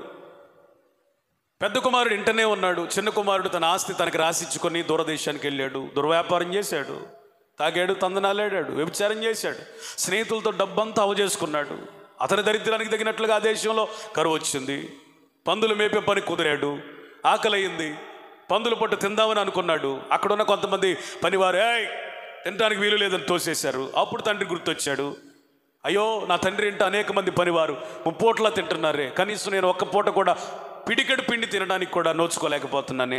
అయ్యో, నేను పరలోకానికి నీకు విరోధంగా పాపం చేశాను. తండ్రి, నేను యొద్దకు వస్తున్నాను, చేర్చుకో. కుమారుడిగా కాదు, కనీసం పనివానిగానైనా చేర్చుకొని ప్రార్థన రిహార్సల్ చేసుకుంటూ వస్తున్నాడు. ఈలోపు ఆ ఊరి మొదట్లోనే ఒకడు వార్త మోసుకొని వచ్చాడు. అయ్యా, మీ అబ్బాయి వస్తున్నట్టుగా ఉన్నాడు, కాకపోతే వెళ్ళినట్టుగా లేడు. వాడు మురికి వస్త్రాలు వేసుకొని వస్తున్నాడు, చెప్పులు లేవు, చెప్పులు లేకుండా వస్తున్నాడు. ఇదివరకున్న సౌందర్యం లేదు, వాడు చాలా కుర్రూపిగా వస్తున్నాడు. మొత్తానికి నాకు బాగా తెలుసు అతడు నీ కొడుకే అనగానే ఇంట్లో ఉన్న తండ్రి పరుగున కురూపి అయిన తన కుమారుని కొరకు, చెప్పులు లేని తన కుమారుని కొరకు, వస్త్రాలు సరిగ్గా లేని తన కుమారుని కొరకు, మలినమైన తన కుమారుని కొరకు పరిగెత్తుకుంటూ వచ్చాడు. చెబుతూ అందరి ముందు అతను నిలబెట్టాడు. కురూపి అయిన కుమారుని అందరి ముందు అతను నిలబెట్టాడు. వస్త్రాలు సరిగ్గా లేని కుమారుని అందరి ముందు అతను నిలబెట్టాడు. రూపము లేని కుమారుని అందరి ముందు అతను నిలబెట్టాడు. ఉంగరం లేని కుమారుని అందరి ముందు అతను నిలబెట్టాడు. చెప్పులు లేని కుమారుని అందరి ముందు నిలబెట్టాడు. బలము లేని కుమారుని నిలబెట్టి, ఇతడు చనిపోయి మళ్ళా బ్రతికాడు కాబట్టి మనం సంతోషించుట, ఆనందించుట యుక్తమే అన్నాడు. స్తోత్రం చెప్పండి. హల్లెలూయా. ఆత్మచేత నడిపించబడేవారు తమ రక్షణను బట్టి మాత్రమే కాదు, సంఘములో నూతనముగా రక్షించబడుతున్న వారిని బట్టి కూడా సంతోషిస్తారు. చేతులెత్తి స్తోత్రం చెప్పండి. Praise the lord. సత్యం అర్థమయ్యి అబద్ధ బోధలోంచి విడిపించబడి ఎక్కడ సత్యబోధ దొరుకుతుంది అని అర్థం చేసుకొని ఎవరైనా మందిరానికి వచ్చారనుకోండి, అన్ని సంఘాల్లో ఏం చేస్తారంటే, వందనాలమ్మా మీరు రావడం చాలా సంతోషం అంటారు. మన సంతోషాన్ని మీ చర్చి పెట్టలేదా, ఏంది ఎడకొచ్చా, అటు బాగాలేదేంది, లేట్ అయిందా, రెండోసారి వస్తారండి. మీ ఇంటికి వచ్చిన వాళ్ళు ఏందమ్మా వచ్చావేంది అంటావా, అమ్మ వందనాలమ్మ అంటావా? ఇంటికి వచ్చిన వాళ్ళని చక్కగా వందనాలు చెప్పి మంచిగా పలకరించి వాళ్ళు వచ్చిన పని తెలుసుకొని పంపిస్తాం. ఏంది ఎక్కడికొచ్చా, ఇంక రావద్దు అన్నట్టుగా మాట్లాడితే ఎవరైనా వస్తారు మన ఇంటికి? మన ఇల్లు కంటే గొప్పది దేవుని ఇల్లు. ఇక్కడికి ఎవరైనా నూతనంగా వచ్చినప్పుడు మీ ప్రేమతో కూడిన ఆహ్వానమే వాళ్ళ మెడలో దండేసినంత స్తోత్రం. కొన్ని సంఘాల్లో అంటే ఫారిన్లో కొత్తగా ఎవరైనా వస్తే వారిని పిలిచి 100 మంది మధ్యలో దండేస్తారంట. ఈ వారం మనకి నూతనమైన ఆత్మను దేవుడు ఇచ్చాడని దండేస్తారంట. కనీసం మనం దండైపోయినా చెప్పండి, దండం అన్న పెట్టాలిగా. వందనాలమ్మా, వందనాలయ్యా, మీరు రావడం చాలా సంతోషం, ప్రైజ్ ది లార్డ్, మీకు ఇక్కడ ఇబ్బంది ఏం లేదు, చక్కగా మంచి వాక్యం దొరికింది, మేమంతా మీకు ప్రార్థన చేస్తాం, నీ కొరకు ఉండు, నీకు ఏదైనా సమస్య ఉన్నా మాతో పంచుకో, చెప్పుకో. ఇట్టా విశ్వాసులు మాట్లాడి సంతోషించాలి. కానీ మీ చర్చి పెట్టలేదా, ఇక్కడికి వచ్చేవేంది, ప్రతి వారం వస్తావా, ఈ వారమేనా, పోలే అక్కడికే పోలే, పద్దాకెందుకులే అక్కడికే పోలే అంటే ఇండైరెక్ట్గా ఏంటి తరిమేది అంటే నువ్వే ఉండాలా సంఘంలో? నువ్వు రాసి పెట్టుకున్నావా ఈ సంఘాన్ని? ఇవన్నీ రిజర్వ్ చేసుకున్నావు సీట్లు, ఈ ఖాళీ అన్నీ నువ్వేం చేయాలి? ఖాళీగా ఉన్న స్థలాలన్నీ చూసినప్పుడు మనందరికీ భారం కలగాలి, ఈ ఖాళీలన్నీ నింపబడాలి. నువ్వు చెప్పే ఆమెలోనే ఉంది ఆనందం. స్తోత్రం చెప్పు, హల్లెలూయా. అయ్యా వచ్చే ఆదివారం ఇదిగో ఈ ఖాళీలు కూడా నింపబడునుగాక, హల్లెలూయా. ఎక్కడైతే ఖాళీలు ఉన్నాయో మనం ఏం చేయాలి? ఆ ఖాళీలన్నీ చూసినప్పుడు శనివారం ప్రార్థన చేయగలగాలి, నూతన ఆత్మలు నడిపించయ్యా. స్తోత్రం చెప్పండి. ఆయన ఒక వారం వస్తాడా 10 వారాలు వస్తాడు, అసలు ఇక్కడే ఉండిపోతాడు, నీకు అనవసరం. ఆ ఖాళీ ఆ పూట నింపబడునుగాక, హల్లెలూయా. ఎవరైనా లోకంలో పడిపోయి బలహీనులైపోయి చెడిపోయి అపవిత్రులైపోయి తిరిగి వచ్చారనుకో, అయిపోయిందా నీ సంబడం, ఇంకెంతకాలం నిలుతా? కొంతమంది అండి కత్తులు అవసరం వాళ్ళకి, మాటలుంటే చాలా వాళ్ళకి. స్తోత్రం చెప్పండి, హల్లెలూయా. వాళ్ళ కత్తులు అవసరంలా, నాలుగులే కత్తులు, వరదీసిన కత్తులు. వాళ్ళు మాట్లాడే మాటలకి రక్షించబడినోడు కూడా పడిపోవాలి అంతే. ఎవరైనా రక్షించబడ్డారనుకోండి ఏమనాలి? మొత్తానికి ఆ వ్యక్తి రక్షించబడ్డాడు, మళ్ళీ లోకంలో కలిసిపోయిన మళ్ళీ వచ్చాడులే, దేవునికి స్తోత్రం అనరు. ఎంతకాలం నిలబడతాడు చూద్దాం. ఈ డైలాగ్ అసలు ఎవరిదో తెలుసా? సైతాంది. కానీ మన డైలాగ్ ఏంటో తెలుసా? నువ్వు నిరంతరము దేవునిలో పచ్చని ఒలీవల వలె నిలబడాలి. స్తోత్రం. సత్యానికి స్తంభం వలె నిలబడాలి. హల్లెలూయా. అనేకులకు ఆశ్రయంగా మార్చబడాలి. హల్లెలూయా. ఒక మాట అయితే నేను చెబుతానండి, బళ్ళు ఓడలవుతాయి, ఓడలు బళ్ళు అవుతాయి, తలలు తోకలవుతాయి, తోకలు తలలవుతాయి. మొదటి వారు కడపటి వారు అవుతారు, కడపటి వారు మొదటి వారు అవుతారు. నువ్వు అనుకుంటున్నావు వాళ్ళని చూసి ఈ మధ్య రక్షించబడ్డారు, నాకంటే వీళ్ళకేం తెలియదు అనుకున్నావు. ఒక్క 2-3 సంవత్సరాలు కళ్ళు మూసుకో, ఒక కథ గుర్తు తెచ్చుకో. తాబేలు కుందేలు. చిన్నప్పుడు ఊరినే చెప్పారు కథలో. ఈ కుందేలు అనుకుందంటే అసలు మన ఆత్మీయ నడకతో పోలిస్తే, పరుగు అవసరంలా, నడకతో పోలిస్తే ఈ పిచ్చి మొహం, ఈ తాబేలు, దీని బతికి ఎంత, దీని సాక్ష్యం ఎంత, దీని ప్రార్థన ఎంత, కానీ ఎంత దూరం వెళ్ళిద్దో అని పడుకుంది సీనియర్ కుందేలు. పాపం ఈ జూనియర్ తాబేలు, దేవా స్తోత్రం, హల్లెలూయా, నాకు పాట పాడటం రాదయ్యా, సాక్ష్యం చెప్పడం కూడా రాదయ్యా, మైక్ పట్టుకుంటే వండుకేనయ్యా అనుకుంటా స్తోత్రం చెప్పుకుంటూ వెళ్ళింది. టడా దేవుని రాకడ బోరం రోగుతుంది. అప్పుడు లేచింది ఇది సీనియర్. అప్పుడు లేచి చూస్తే జూనియర్ ఏమైపోయిందో తెలుసా? ప్రకాశమానంగా వెలుగుతూ ఆ మధ్యాకాశానికి వెళ్ళిపోతుంది తాబేలు క్రైస్తవుడు. స్తోత్రం చెప్పండి. నేను బాగా పరిగెత్తుతా, బాగా పరిగెత్తుతా, బాగా పరిగెత్తుతా అన్నవాడు ఆ చెల్లేలోపు ఎత్తబడ్డారు అందరూ. కుందేళ్ళారా, తాబేళ్ళు చూసి చులకన చేయవాకండి. నువ్వు పడుకుంటే వాళ్ళకు వేగాన్ని దేవుడిస్తాడు. హల్లెలూయా, హల్లెలూయా. ఎవరిని తక్కువ అంచనా వేయొద్దు. నాకేమీ రాదు అని ఎవరైతే అనుకుంటారో వారు ఖండాలను కదిలించే దేవుని సాధనాలుగా మార్చబడతారు. సండే స్కూల్ టీచరు మొత్తానికి ఒకరిని పట్టుకొని వచ్చింది. రే యోహాను సువార్త చదువు అన్నాడు సండే స్కూల్ టీచరు. ఆయనకి ఇంగ్లీష్ రాదు, అంతగా రాదు. స్పెల్లింగ్ వచ్చి పోయి సరిగ్గా ప్రొనౌన్సియేషన్ చేసి చేయక మొత్తానికి అట్ట కూడా చదివి ముగించాడు ఒక అధ్యాయం. పిల్లలందరూ నవ్వారు. కానీ సండే స్కూల్ టీచర్ ప్రోత్సహించాడు. శభాష్ నాన్న, కీప్ ఇట్ అప్, ఇంకా బాగా నేర్చుకో. చదువుకోవాలని ఉంది కానండి, ఇంట్లో ఆర్థిక పరిస్థితులు బట్టి నేను చదువుకోలేకపోతున్నానండి, అందుకే నాకు చదువు అవ్వలేదండి. పర్వాలేదు నాన్న, దేవుడు సహాయం చేస్తాడు. రానున్న దినములలో అతడు ఖండాలను కదిలించగలిగిన సువార్తికుడిగా మారాడు. ఏది? యోహాను సువార్త మొదటి అధ్యాయం చదవక సరిగ్గా రాక తప్పులు తడకలు చదివిన వ్యక్తి ఖండాలను కదిలించే వ్యక్తి అయ్యాడు. ఆయన పేరు డిఎల్ మోడీ. కొడతావా చప్పట్లో? హల్లెలూయా, హల్లెలూయా. ఏవి రాదన్న విశ్వాసి బలమైన స్వార్థికుడిగా మారొచ్చు. నాకేమీ తెలియదన్న విశ్వాసి రేపు పెద్ద సంఘానికి కాపరిగా మారొచ్చు. నాకేమీ తెలియదన్న విశ్వాసి రేపు దేశం యొక్క ఉన్నత స్థలముల మీద అతడు దేవుని కొరకు నిలబడగలిగిన సాధనముగా మారొచ్చు. Praise the lord, praise the lord. ఎన్నిక లేని వానిని బలమైన జనముగా మార్చగలిగిన దేవుడు. Praise the lord. ఏ విశ్వాసులో ఎంత మహత్తరమైన శక్తి ఉందో అది నాకు తెలియదు, నీకు తెలియదు. అతనిని సంఘంలోనికి నడిపించిన పరిశుద్ధాత్మనికి తెలుసు. హల్లెలూయా. అందుకని బలహీనులారా, ఇట్లాంటి కుందేళ్ల మాటలు విని నేను బలహీనులని అనుకోవద్దు. బలహీనులు ఇక మీదట బలహీనులని అనుకోవద్దు. నేను క్రీస్తునందు సమస్తము చేయగలిగిన బలవంతురాలని చెప్పుకోండి. I can do all things through Christ who strengthened me. నన్ను బలపరచు క్రీస్తు యందు నేను సమస్తము చేయగలను. Praise the Lord. నాదే ఉందండి, నా పాత్రనే ఉందండి అనుకునే వాళ్ళతో మాట చెబుతాను. నువ్వు జూనియర్వే, నీలో ఉన్న స్పిరిట్ మాత్రం యుగ యుగాల నుంచి అల్లాడుతున్న స్పిరిట్. అది స్తోత్రం చెప్పండి.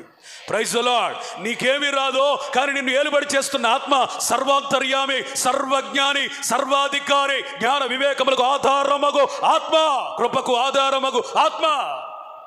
నీలో ఉన్న ఆత్మను చూసి ధైర్యంగా ఉండు. నీ పైన ఉన్న బలహీనతలను చూసి కృంగిపోవద్దు. ఆత్మచేత నడిపించబడేవాడు బలంగా ఉంటాడు, ఆనందంగా ఉంటాడు. ఎవరైనా రక్షించబడితే సంతోషంగా వాళ్ళ సంఘంలో చేర్చుకుంటాడు. స్తోత్రం. హల్లెలూయా. శబ్దం వినపట్ల? హల్లెలూయా. ఆకుల్లా ప్రిస్కిల్లాల వలె తోటి విశ్వాసుల్ని ప్రోత్సహించండి. మూడో మాట, కీర్తన 1వ అధ్యాయం 1-2 వచనం.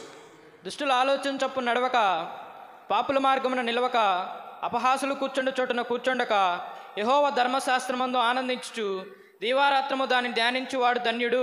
దేవుని ఆత్మచేత నడిపించబడే ఎవరైనా రక్షణను బట్టి, రక్షించబడే వారిని బట్టి, మూడోది వాక్యమును బట్టి ఆనందించాలి. స్తోత్రం చెప్పండి. Praise the Lord. దావీదు అంటాడు, నీ వాక్యమును ధ్యానించుచుండగా నాకు క్రొవ్వు మెదడు దొరికినట్టుగా ఉంది. ఎట్లుంది? ఆయన సంతోషం చూడండి. క్రొవ్వు మెదడు దొరికినట్టుగా ఉంది. ఇంకోసారి అంటాడు, నీ వాక్యము దొరకగా నాకు సర్వ సంపదలు దొరికినట్టుగా ఉంది. ఏం దొరికిందంటే, కొంతమందికి పింఛన్ వస్తే ఆనందం, కొంతమందికి రావాల్సిన డబ్బులు వస్తే ఆనందం, కొంతమందికి ఇచ్చిన అప్పు తిరిగి వస్తే ఆనందం, కొంతమందికి అనుకున్న చోట పని అయితే ఆనందం, కొంతమందికి మొత్తానికి జీతం వస్తే ఆనందం. కానీ దావీదుకి ఎట్లాంటి ఆనందం తెలుసా? ఆయన వాక్యం చదువుతున్నప్పుడు, ఒక నూతనమైన ప్రత్యక్షత కలిగినప్పుడు సర్వ సంపదలు దొరికిన ఫీలింగ్ అట.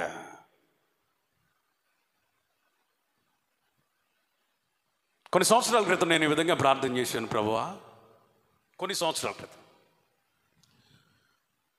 పాస్టర్లు తెగ ఒక మాట తీసుకొని గంటలు ప్రసంగం చేస్తున్నారు. వాళ్ళు ఎన్నో మర్మాలు చెబుతున్నారు.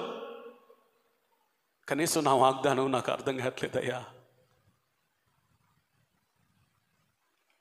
ఒక సంవత్సరం నాకు ఈ వాగ్దానం ఇచ్చాడు, నీవు గ్రహింపలేని గొప్ప గూఢమైన సంగతులు నీకు బోధిస్తాను. ఆ వాగ్దానం వచ్చిన దగ్గర నుంచి నాకు ఆ వాక్యం అర్థం అవడం ప్రారంభమైంది. హల్లెలూయా. హల్లెలూయా. ఏమండి, మీ ఎదుట నిలబడినోడు పనికి మాలినోడండి, అజ్ఞానండి, ఎందుకు పనికిరాని వాడండి, వాక్యం తెలియని వాడండి, వాక్యపు లోతులు ఎరగని వాడండి, ఎందుకు కొరగాని వాడండి, నిష్ప్రయోజకుడండి. ఎంత పనికి మాలినోడిని, నిష్ప్రయోజకుడిని ఎవరండి ప్రయోజనకరమైన వ్యక్తిగా చేసింది? వాక్యాన్ని అర్థం చేసుకోవటమే మాత్రమే కాకుండా ప్రజలకు వివరించగలిగిన కృపనిచ్చింది ఎవరండి? వాడిలో ఉన్న ఆత్మ అయిన దేవుడు. హల్లెలూయా. నీ వాగ్దానమే నీకు అర్థం కాలేని పరిస్థితుల్లో, తమ్ముడు, చెల్లి, సోదరి, తల్లి, ధైర్యమైన స్థితిలో ఉన్నావా? రేపు విరిచి వివరించగలిగిన కృపలోనికి నువ్వు వస్తావు. ఆమేన్, ఆమేన్. ఇది మన పని కాదు, మనల్ని ఏర్పాటు చేసుకున్న, మనల్ని నడిపించే పరిశుద్ధాత్మని పని. ఆమేన్, హల్లెలూయా. బోధించువాడు ఆయనే, గ్రహింప చేయువాడు ఆయనే, ఒప్పింప చేయువాడు ఆయనే. 3 పనులు ఆయనే. బోధిస్తుంది నేను కాదు, నాలో ఉన్న ఆయన. నేను బోధించినంత మాత్రాన మీకు అర్థం కాదు, మీకు అర్థం చేసుకునే గ్రాహ్య శక్తిని, ఆ మనసునిచ్చేది ఆయనే. ఎంత బాగా వివరించి చెప్పే బైబిల్ పండిట్ వచ్చి ఇక్కడ చెప్పినా నీకు అర్థం చేసుకునే ఆత్మ ఈ సంఘంలో పనిచేయకపోతే నీకేమీ అర్థం కాదు. అంటే నీకు గ్రహింప శక్తినిచ్చేది కూడా ఆయనే. 3వది, వినని తర్వాత నీ పాపముల గురించి ఒప్పింపచేసేది కూడా ఆయనే. భయపడొద్దు, వాక్యమునందు ఆనందించు. సేవలోకి వచ్చిన తర్వాత మరొకసారి ప్రార్థన చేశా, అయ్యా నేను లోతైన వాక్యాలు చెప్పాలి, నేనెన్నడూ వినని సంగతులు నా ద్వారా ప్రజలకు వినిపింపచేయ్యా, నేనెన్నడూ వినని సంగతులు నీ పాదాల దగ్గర నేర్చుకోవాలనుకుంటున్నానయ్యా. ఒకప్పుడు నా పరిస్థితి వారానికి ఒక ప్రసంగం, ఈరోజు నా పరిస్థితి ప్రతి శనివారం ప్రసంగమేగా, ప్రతి ఆదివారం ప్రసంగమేగా, ప్రతి ఆల్ నైట్ ప్రసంగమేగా, ప్రతి ఉపవాస కొడుకుల ప్రసంగమేగా, ఉదయకాలాలు 40 దినాలు వరుసనే ప్రసంగాలే కదా. దేవునికే మహిమ.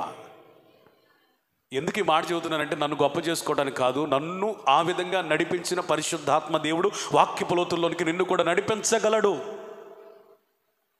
He can do it again in your life. నీ జీవితంలో తిరిగి ఆ పనిని చేయట నువ్వు ఇది మొదలుకొని చూతువుగాక.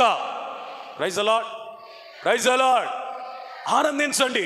ఆత్మచేత నడిపించబడేవాడు ఎప్పుడూ కూడా వాక్యానికి అనుకూలంగా ఉంటాడు, వాక్యానికి చెవినిస్తాడు, వాక్యంలో ఆనందిస్తాడు, వాక్యంలో వేరు పారుతాడు. వాక్యము తనలో నాటబడి ఆత్మీయ ఫలములు ఫలించేటట్లుగా అనుమతినిస్తాడు. వాక్యానికి ఆటంకంగా ఉన్నటువంటి దుష్టత్వాన్ని, గర్వాన్ని, అతిశయాన్ని, అహంకారాన్ని, బుద్ధిహీనతను, సొంత జ్ఞానమును, పనికి మారిన ప్రతి చేదైన వేరుని, తీగలను అన్ని పక్కన పెట్టేసి వాక్యము నాతో మాట్లాడునుగా కానీ ప్రార్థన చేసుకొని వస్తాడు దీన మనస్సుతో. వాక్యాన్ని ప్రేమించండి, ఎందుకంటే వాక్యమే వెలుగు. వాక్యాన్ని ప్రేమించండి, ఎందుకంటే వాక్యమే నిన్ను వెలిగించింది. వాక్యాన్ని ప్రేమించండి, ఎందుకంటే వాక్యమే దైవ చిత్తాన్ని నీకు స్పష్టంగా చూపించగలిగినది. వాక్యాన్ని ప్రేమించండి, ఆ వాక్కు పంపే కదా నేను స్వస్థపరిచింది. వాక్యాన్ని ప్రేమించండి, వాక్యము విడుదలగుట తోడనే మీ కుటుంబాలకు వెలుగు కలుగజేసేది వాక్యమే. వాక్యాన్ని ప్రేమించండి, నీ బాధల్లో నెమ్మదిచ్చేది వాక్యమే. వాక్యాన్ని ప్రేమించండి, నిన్ను పరిశుద్ధునిగా, పరిశుద్ధురాలిగా మార్చగలిగినది కూడా వాక్యమే. యవనస్తుడు దేని చేత తన నడతను శుద్ధిపరచుకుంటాడు? నీ వాక్యము చేతనే కదా. అయ్యా నేను పాపము చేయకుండానట్లు నా హృదయంలో నీ వాక్యమును ఉంచుకున్నానయ్యా అంటాడు కీర్తనకారుడు. Praise the Lord. అంటే నీ హృదయంలో దాగి ఉన్న వాక్యం నీ ఆలోచనల్లో, శరీరంలో పనిచేసే ప్రతి పాప క్రియల నుంచి నిన్నేం చేస్తుందో తెలుసా? వేరు చేసి బలవంతునిగా చేస్తుంది. అటువంటి వాక్యాన్ని ప్రేమించి వాక్యం నందు ఆనందించే మనసు నీకు కలుగును గాక. స్తోత్రం. యెషయా గ్రంథం 58, యెషయా గ్రంథం 58, ఐజయా చాప్టర్ 58 verse 13 and 14. నా విశ్రాంతి దినమున వ్యాపారము చేయకుండా నాకు ప్రతిష్ఠితమైన దినమని నీవు ఊరకుండిన ఎడల విశ్రాంతి దినము మనోహరమైనదనియు యెహోవాకు ప్రతిష్ఠితమైనదనియు ఘనమైనదనియు అనుకొని దాని ఫలముగా ఆచరించిన ఎడల నీకిష్టమైన పనులు చేయకయు వ్యాపారము చేయకయు లోకవారులు చెప్పుకొని ఉండిన ఎడల నీవు యెహోవాయందు ఆనందించెదవు. దేశం యొక్క ఉన్నత స్థలముల మీద నేను నిన్ను ఎక్కించెదను, నీ తండ్రి అయిన యాకోబు స్వాస్యమును నీవు అనుభవించెదవు. దేవునికి స్తోత్రం చెప్పండి. నాకు చాలా ఇష్టమైన వాగ్దానం. దేశము యొక్క ఉన్నత స్థలములలో నేను నిన్ను ఎక్కిస్తాను. యథార్థంగా అడుగుతున్నాను, యథార్థంగా చెప్పండి, ధైర్యంగా చెప్పండి. నేను దేశం యొక్క ఉన్నత స్థలంలో ఉండాలి అని అనుకుంటున్నాను అన్నవాడు చేతులు ఎత్తండి. నువ్వు నిజంగా దేశం యొక్క ఉన్నత స్థలములలో ఎక్కాలి అని అనుకుంటే విశ్రాంతి దినం, చేతులు దించండి, విశ్రాంతి దినం అది మనోహరమైన దినమని నీకు అనిపించాలి. స్తోత్రం. It's a delightful day. ఏ రోజు అది చెప్పండి? మనోహరమైనది, డిలైట్ఫుల్ డే. ఇంతకంటే సంతోషాన్ని కలిగించేది ఇక ఏ వారంలో ఏ రోజు నీకు కాకుండా ఉండునో గాక. స్తోత్రం చెప్పండి. హల్లెలూయా. ఆదివారం వస్తే పెళ్ళిళ్ళకి వెళ్ళే నీవు దేశం యొక్క ఉన్నత స్థలాల్లోకి వెళ్ళవు, మూలకు త్రోసివేయబడతావు. ఆదివారం వస్తే బంధువులు, మిత్రులు, రక్త సంబంధికులు సంతోష పెట్టడానికి ఫంక్షన్లకు వెళ్ళే నువ్వు దేశం యొక్క ఉన్నత స్థలంలో ఉండవు, తోకగా ఉంటావు. నువ్వు తలగా ఉండాలి, తోకగా ఉండకూడదు. దేశం యొక్క ఉన్నత స్థలాల్లో ఉండాలి, అట్టడుగు స్థాయిలో ఉండకూడదంటే ఆదివారం నీకు ఎట్లా ఉండాలంటే ఇది ఒక మనోహరమైన దినం. It's a delightful day for you. నీకు ఎట్లా ఉండాలి? సంతోషమైన దినముగా. ప్రైజ్ అలా. హల్లెలూయా. ఆదివారాన్ని పోగొట్టుకుంటే ఆశీర్వాదాలు పోతాయి. ఒక ఊరు మొత్తం తిరుగుతుంది. ఎందుకులే, కొంచెం దూరం పెట్టి మాట్లాడు. మన ఊరావే ఊరంతా తిరుగుతుంది. అమ్మ బాగోదుగా మందిరానికి రాను. ఏడ బాగు, కుసేపు బాగుంటుంది, కుసేపు బాగా అట్లా ఏదో అట్లా నీ కళ్ళ ముందు తిరుగుతున్నాను కానీ ఎప్పుడు పడిపోతున్నాను నాకు తెలియదు బాబా. ఊరు మొత్తం తిరగటానికి శక్తి ఎక్కడా తగ్గదు. కుర్చీల్లో చెదలు పట్టేదాకా కూర్చునేదానికి శక్తి తగ్గదు. యేసు రక్తమే జయం. దేవుడు వాళ్ళు క్షమించును గాక. నేను ఆ మాట అన్నాను లేదు, అడ్రస్ లేకుండా కళ్ళు మూసి తెరిచే లోపు లేదు. కొంతమందికి ఆదివారం అంటే ఎంత ఇబ్బందో, ప్రార్థనలు అంటే ఎంత ఇబ్బందో. ముచ్చట్లు గంటలు గంటలు చెప్పాలన్నా ఏం అవ్వదు, వాళ్ళకి ఏం పోదు, ఏం నష్టం రాదు. ప్రార్థన అంటే గుండెలో రాయబడే వాళ్ళు కూడా ఉన్నారు. అమ్మ ఈ పూట వెళ్ళాలంటావు ప్రార్థనకి, ఏం వెళ్తాంలే, వచ్చేవారి నుంచి వెళ్దాంలే. పాస్టర్ గారు అడిగితే మా ఆయన వద్దన్నాడని చెబుతారు. వీళ్ళు మనసులో ప్రిపేర్ అవుతాడు. తప్పిపోయిన కుమారుడు మంచిగా ప్రిపేర్ అయ్యాడు, ఈ తప్పిపోయిన వాళ్ళు అందరూ చెడ్డగా ప్రిపేర్ అవుతారు. ఆయన అడిగితే ఈరోజు బాగోలేదని చూద్దాంలే, మా ఆయన తిట్టాడని చూద్దాం, ఇంట్లో సోదరు అని చూద్దాం. ఏం సోదరు అంటే నేను చెప్పలేదు పాస్టర్ గారు అందాం. టెక్నిక్ మీకు తెలీదా? అక్కడ విషయం ఏమి లేనప్పుడు ఆడవాళ్ళు చెప్పే మాట మగవాళ్ళని ఏం చెప్తాం పాస్టర్ గారు, చెప్పలేదులే, తర్వాత చెబుతారులే, అసలు ఉంటేగా. ఇవన్నీ ప్రిపేర్ అవుతారు. కానీ ఆత్మ సంబంధమైన నడిపింపు కలిగిన వాళ్ళు ఎట్లుంటారంటే రేపు ఆదివారం అయితే ఈరోజే పండగ పండగ పండగ ఉంటారు. స్తోత్రం చెప్పండి, స్తోత్రం చెప్పండి. చెప్పనా? భక్తిహీనుడికి లేకపోతే ఆచార సంబంధమైన క్రైస్తవునికి క్రిస్మస్ ఒక్కరోజే పండుగ, మనకి ప్రతి ఆదివారం పండుగే పండుగ. స్తోత్రం చెప్పండి. హల్లెలూయా. ప్రతి ఆదివారం పండుగే. Hallelujah. It's a delightful day for our lifes. రక్షించబడిన మనకు, ఆత్మచేత నడిపించబడుతున్న మనకు దీనికంటే మనోహరమైన దినము ఇంకొకటి లేనే లేదు. ఈ సంవత్సరంలో 2024లో ఎన్ని ఆదివారాలు ఎగ్గొట్టావు? పోయినాయి పో అన్ని 1000 రోజులు పోయినట్టే. ఆయన మందిరాభరణములో ఒక దినము గడుపుట చెప్పండి 1000 దినాల కంటే. ఎన్ని దినాలు? 1 Sunday equal to more than 1000 days. 1000 దినాల కంటే శ్రేష్టం. అసలు నీ భాగ్యం ఎంత గొప్పది. ఓ ఇశ్రాయేలు వినో, ఓ తూర్పుపాలెం సంగమా వినో, నీ భాగ్యం ఎంత గొప్పది. ఒక్క ఆదివారం గడిపితే 1000 దినములలో ఎన్ని పనులు జరగాలో అన్నీ జరిగిస్తాడు. 1000 దినముల ఆయుష్ను అనుభవిస్తావు. 1000 దినముల ఆత్మ నింపుదలను నువ్వు కలిగి ఉంటావు. 1000 దినముల దీవెనలకు నువ్వు వారసునిగా, పాత్రునిగా మార్చబడతావు. ఆమేన్. హల్లెలూయా. ఒకటి జీవిత కాలంలో మందిరం ముఖమే రకక 100 సంవత్సరాలు బతికినా, ఒకడు రక్షించబడి 4 సంవత్సరాలే అయినా, 4 సంవత్సరాలు తెగక మందిరానికి వచ్చినా, తక్కువలో తక్కువ 52 ఉంటాయి అనుకోండి. మరి మనం లెక్కల్లో వీక్ కదా, 50 వేసుకుందాం. 54 ఎంత? 200 వారాలు. 200 వారాలు ఇంటూ ఎంత? 1000. 2000, 20,000 చెప్పండి. 2 లక్షలు. స్తోత్రం చెప్పండి. ప్రైజ్ అలా. 4 సంవత్సరాలు చచ్చిపోయాడు, 100 సంవత్సరాలు బతికాడు ఒకడు. ఇప్పుడు ఎవరి భాగ్యం గొప్పది? రక్షించబడి 4 సంవత్సరాలు బతికి 30, 40, 50కే సరిపోయినాడు. అతని లైఫ్ పరలోకంలో చాలా గొప్పగా ఉంటుంది. స్తోత్రం చెప్పండి. ఈ భూమి మీద నువ్వు ఎన్ని సంవత్సరాలు బ్రతికావు అన్నది కాదు, ఎన్ని ఆదివారాలు దేవుని మందిరానికి వచ్చావు అన్నది మ్యాటర్. హల్లెలూయా. ఇది మనోహరమైనది.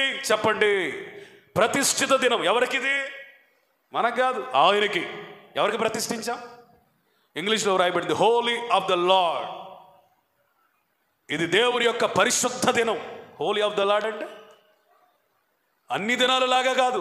It's a holiday in the sight of God. దేవుని దృష్టిలో ఇది పరిశుద్ధమైన దినం. ఆమేన్. దేవుని దృష్టిలో పరిశుద్ధమైందంటే అది ఆ పరిశుద్ధతని ఏమని వర్ణించగలవు? నీకు పాటలు రాకపోయినా రా, ముందే సాక్ష్యం లేకపోయినా రా, సాక్ష్యాల ద్వారా బలం పొందు. ఆరాధన చేయి, నిలబడే శక్తి లేకపోతే కూర్చో. ఇంకొంచెం గట్టిగా చెప్పాలంటే అసలు కూర్చునే శక్తే లేదు బాబా అంటే పడుకొని ఆరాధన చేయి. నవ్వటానికి అది నిజమే చెబుతున్నా. నీకు లేదని అనుకుంటే, దావీదు గారు ఇందాక ఆరాధన చేస్తాడు, నేను గమనించాను. మరి ఆయనకు ఒక చెయ్యి బలహీనం కదండి, ఇంకో చెయ్యితో ఇట్ట అన్నాడు. ఆరాధన ఆపనంటే ఇట్ట అన్నాడు, ఆరాధన ఆపను. స్తోత్రం చెప్పండి. That's real worship. అది నిజమైన ఆరాధన. స్తోత్రం చెప్పండి. మనం అనుకుంటాం ఇంకేదో చెప్తే ఆరాధన అనుకుంటాం, కానీ ఆయనకు ఒక చెయ్యే సరిగ్గా పనిచేస్తుంది. ఆ చెయ్యితోనే దేవునికి చెబుతున్నాడు, నేను ఆరాధన ఆపనయ్యా, నేను ఆరాధన ఆపనయ్యా, అంతా నా మేలుకేనయ్యా. ఇట్టగే అన్నాడు ఆయన, ఆరాధన ఆపనయ్యా, అంతా నా మేలుకేనయ్యా. స్తోత్రం చెప్పండి. ఎఫ్రాయిం గారు ఉన్నాడు, ఆయనకి చేతులు సరిగ్గా పనిచేవి. ఆయన ఆరాధన చేసేటప్పుడు నేను గమనించినప్పుడు ఆయన ఆ బలహీనమైన చేతులతో ఎంత బలంగా స్తోత్రాలు చెబుతాడు, ఎంత బలంగా చప్పట్లు పడతాడు. అది నిజమైన ఆరాధన. పరిశుద్ధ దినంలో ఉన్న శక్తి అది. ఆమేన్. అసలు ఇక్కడికి వచ్చి కూర్చుంటేనే ఆశీర్వాదం ఆదివారం. ఆమేన్. కూర్చుంటేనే ఆదివారం. ఆ నిమిషంలో నీ కార్యం జరిగిపోద్ది. ఏ నిమిషంలో ఏ విధంగా నిన్ను తాకుతాడో ఎక్కడ నిలబడి నాకు కూడా తెలియదు. ఈ పూట వద్దాంలే, మా ఆవిడ ఇసుకెత్తుంది అన్న వచ్చిన ఆయన ఆ పూట దేవుని వాక్యం చేత తాకబడి ఆ లావిడిని సిద్ధపరిచే స్థాయికి రావచ్చు. ఒక ఆదివారం వచ్చి సంఘంలో గనులైన వారు చరిత్రలో ఎంతోమంది ఉన్నారు. హల్లెలూయా. ఆదివారం అని అలక్ష్యం చేయొద్దు. It's a holy day. ఇది పరిశుద్ధమైన దినం. మూడోది ఏంటో తెలుసా? ఘనమైనది. It's honourable day. ఏ దినము? మనుషులు ఘనపరిచింది కాదు, దేవుడే స్వయముగా ఈ రోజుని ఏం చేశాడు? ఘనపరిచాడు. 3 రోజులు, 3 ప్రత్యేకతలు ఈ రోజుకి. ఇది మనోహరమైనది, పరిశుద్ధమైనది, ఘనమైనది. ఈ 3 ప్రత్యేకతలు కలిగిన ఈ దినంలో 3 చేయకూడదు. 1 నీకు ఇష్టమైన పనులు, 2 వ్యాపారం, 3 లోకవార్తలు. నీకు ఇష్టమైంది ఏది ఈరోజు చేసుకోవడానికి వీల్లేదు. దేవుని సంఘానికి లేదా పరిచర్యకి లేదా ఆదివారం ఆరాధనకి ఆటంకంగా నీకు ఇష్టమైంది ఏది కలిగినా చేసుకోవడానికి వీల్లేదు. 2వది వ్యాపారం చేయడానికి అసలే వీల్లేదు. ఏదో దేశంలో నేను ఒక ఫేస్బుక్లో పోస్ట్ చూశాను. ఆ బంకు క్రిస్టియన్ది. ఈరోజు నేను మందిరానికి వెళ్ళాలి కాబట్టి బంకు తెరవట్లేదని ఇంగ్లీష్లో పెట్టాడు. స్తోత్రం చెప్పండి. అలాంటి ఉద్యమం మన భారతదేశంలో వచ్చునుగాక. స్తోత్రం చెప్పండి. ఒకవేళ రాబోయే దినములలో మీరు ఎవరైనా పెట్రోల్ బంక్ యజమానులు అయితే అవుతారు. ఆమేన్ చెప్పండి. మరి అది కూడా సాధారణమైనదేం కాదు. కనీసం ₹1,00,000 ఉంటే కానీ దిగాలి. కనీసం 50 లక్షలు ఉండాలి. నువ్వు క్రైస్తవుడు కాబట్టి, ఆదివారం ఉంది కాబట్టి నీ పనోళ్ళకు కూడా నువ్వు సెలవిచ్చి ఆ రోజు ఒక బోర్డు పెట్టాలి, నేను క్రైస్తవుని కాబట్టి ఈరోజు నేను మందిరానికి పోతున్నాను, అందుకనే పెట్రోల్ నేను కొట్టట్లేదని నువ్వు తెలుగులో ఇంగ్లీష్లో పెట్టాలి. అది చదివిన వాళ్ళు అసహించుకునేవాడు అసహించుకుంటాడు. ఒకవేళ వాడు క్రైస్తవుడో లేకపోతే దైవ భయం కలిగిన వాడో మొత్తానికి ఏదో ఒక విధంగా అయితే నిజంగా వాళ్ళ దేవునికి ఎంత విలువిస్తున్నాడు.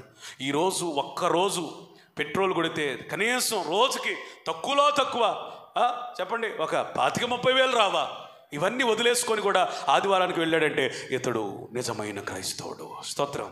నువ్వు పెద్ద ప్రసంగం చేయక్కర్లా. ఆ చిన్న బోర్డు ఏం చేసింది? ఒక వ్యక్తిని నీ నిజమైన దేవుని వైపు చూసేలా చేసింది. ఆమేన్. హల్లెలూయా. చుట్టాలు వచ్చారని ఆదివారం రానోళ్ళు ఉంటారు కొంత. ఏందమ్మా మందిరానికి రాలేదంటే మరి కోప్పడాలా నవ్వాలో అర్థం కాదు. చుట్టాలు వచ్చారని. చుట్టాలు వస్తే తీసుకురావాలి. ఏం చేయాలి? తీసుకురావాలి. స్తోత్రం. సరే వాళ్ళు నీకు లొంగనోళ్ళు తాళం ఇచ్చి రావాలి. నువ్వు మానకూడదు. ఇది ఎందుకంటే మనోహరమైనది, పరిశుద్ధమైనది, దేవుడే దీన్ని గణపరిచిన దినము. స్తోత్రం చదువుదామా? దీని పేరు సబాతు. ఇశ్రాయేలీయులకి శనివారం విశ్రాంతి దినం. క్రొత్త నిబంధన ప్రకారం ఆదివారం యేసు ప్రభు పునరుద్ధానుడయ్యాడు కాబట్టి ఇది మనకి సబ్బాతు లాంటిది. సబ్బాతు అంటే అర్థం ఏంటి తెలుసా? To rest from labour. నువ్వు చేసే పని నుంచి విశ్రాంతి, రెస్ట్ ఫ్రమ్ లేబర్. నీకు ఎన్ని భారాలు ఉన్నాయో, ఎన్ని బాధ్యతలు ఉన్నాయో అన్నిటికీ సెలవు దినం ఇది. Praise the Lord. కొంతమంది ఈ సెలవు దినం క్రైస్తవులకి ఉపయోగపడుతుంది, మనకెందుకు ఉపయోగపడలేదని ఆ వారం మారుద్దాం, ఈ వారం మారుద్దాం అన్నారు. మార్చుకొని, దేవుడు అనుమతిస్తే మార్చుకొని, ఇప్పుడు లోతులోకి వస్తున్నా. ఎందుకు ఈ మాట చెబుతున్నానంటే, యెషయా గ్రంథం వరకు ఆదివారమే మనోహరం, ఆదివారమే పరిశుద్ధం, ఆదివారమే గౌరవప్రదమైన దినం. ఇప్పుడు నువ్వు యేసు రక్తంలో కడగబడ్డావు కాబట్టి ఎక్కడ 2-3 కూడి ఉంటారో ఆ ప్రతి దినము ప్రతిష్టమైనదే. స్తోత్రం. హల్లెలూయా. ప్రతిదీ గౌరవప్రదమైన రోజే. హల్లెలూయా. ప్రతి దినము పరిశుద్ధమైన రోజే. ఎందుకంటే మనం ఆరాధించే దేవుడు పరిశుద్ధుడు కాబట్టి ప్రతి దినం. స్తోత్రం చెప్పండి. కోల్పోయినవన్నీ తిరిగి సంపాదించుకునే సమయం ఏదైనా ఉందంటే మనం అందరం కూడా కలిసి ఆరాధించుకునేటువంటి అది ఏ రోజైనా. హల్లెలూయా. ఏం పోగొట్టుకున్నావు అవన్నీ తిరిగి రీస్టోర్ చేసుకునే ఒక సమయం దేవుని సన్నిధి. మరొక మాట చెప్తా. అపోస్తలుల కార్యం 5వ అధ్యాయం 41-42. ఆ నామము కొరకు అవమానం పొందుటకు పాత్రులని ఎంచబడినందున వారు సంతోషించుచు మహాసభ ఎదుట నుండి వెళ్ళిపోయి ప్రతిదినము దేవాలయంలోను ఇంటింటను మానక బోధించు యేసుక్రీస్తుని ప్రకటించుచుండిరి. చెప్పండి. శ్రమలు పొందుటకు పాత్రులమని ఎంచినందున వారు సంతోషిస్తూ అక్కడి నుంచి వెళ్ళిపోయి తిరిగి పరిచర్యలో నిమగ్నమైపోయారు. స్తోత్రం చెబుదామా. ఆది అపోస్తలులు గాని పరిచారకులు కానీ ఎందుకని సంతోషించారో తెలుసా? ఏ సమయంలో సంతోషించారో తెలుసా? శ్రమలకు మేము పాత్రులం. మనకి వాళ్ళకి ఎంత తేడా ఉంది. నాకే రావాలా ఈ బాధలు, నాకే రావాలా ఈ కష్టాలు, ఇంకొకళ్ళు ఎవరు దొరకలేదా దేవునికి? ఇది మన స్పందన. మరి వీళ్ళ ప్రతిస్పందన ఏంటో తెలుసా? శ్రమకు కూడా నన్ను అర్హునిగా చేసావంటే నాలో ఏదో ఉంచావు నాయన, నీకు స్తోత్రం అని సంతోషపడ్డారట. నీకు శ్రమ వస్తుందా, నింద వస్తుందా, ఇరుకు వస్తుందా, అవమానం వస్తుందా, ఇబ్బంది వస్తుందా, ప్రతికూలత వస్తుందా, వ్యతిరేకత వస్తుందా, కృంగుబాటు వస్తుందా? అలాంటి పరిస్థితులకు దేవుడు అవకాశం ఇస్తున్నాడా? మరి ముఖ్యంగా అది దేవుని బట్టి, స్వార్థను బట్టి, ప్రార్థనను బట్టి, భక్తిని బట్టి, నీతిని బట్టి, యథార్థతను బట్టి, పరిశుద్ధతను బట్టి నువ్వు అనుకోవాలి. అవమానించబడటకు కూడా నన్ను అర్హునిగా మార్చాడు, నా దేవా నీకు స్తోత్రం అని చెప్పగలగాలి. స్తోత్రం. నాకే వచ్చిరియా అని అనుకోకూడదు. దేవానికి స్తోత్రం. యోబు ఏమన్నాడు? యెహోవాయే ఇచ్చాడు, ఆయనే తీసుకున్నాడు, ఆయనకే మహిమ కలుగునగాక. శ్రమలలో కూడా మహిమను చెల్లించిన ధీరోద్ధత నీకుందా? అంతటి ఆత్మ నడిపింపు నీకుందా? ఆత్మ నడిపింపు కలిగిన వాళ్ళు శ్రమలో, చెరలో కూడా ఎట్లుంటారు తెలుసా? ఆ మాట చదవండి. ఆ మాట చదివితే పౌలు గారి గుండె, ఆయన కొన్ని గుండెలా మనకు అర్థం కాదు. 2 కొరింథీ 12:10. నేనెప్పుడు బలహీనుడనో అప్పుడే బలవంతుణ్ణి, క్రీస్తు నిమిత్తం నాకు కలిగిన బలహీనతలలోను, నిందలలోను, ఇబ్బందులలోను, హింసలలోను, ఉపద్రవములలోను, అబ్బా ఎన్ని రకాలు చూడండి. ఆయన అంటాడు, బలహీనత నన్ను బలహీనపరిచింది అని అనుకుంటున్నావు. బలహీనతతో చెబుతున్నాడు అని అనుకుందాం. బలహీనత, నువ్వు నన్ను బలహీనపరుస్తున్నావు అని అనుకున్నావు. నేను ఎప్పుడు బలహీనున్నో చెప్పండి, అప్పుడే బలవంతుణ్ణి. స్తోత్రం. ఎందుకంటే ఆ బలహీనతలో కూడా ఎవరున్నారు? యేసయ్య ఉన్నాడు. నింద వచ్చిందని నేను కృంగిపోతున్నాను అనుకుంటున్నావు. నిందలలో కూడా నేను బలవంతుణ్ణి. ఎందుకంటే ఆ నిందలలో కూడా ఎవరున్నారు? 100 ఇచ్చే దేవుడు ఉన్నాడు. Praise the lord.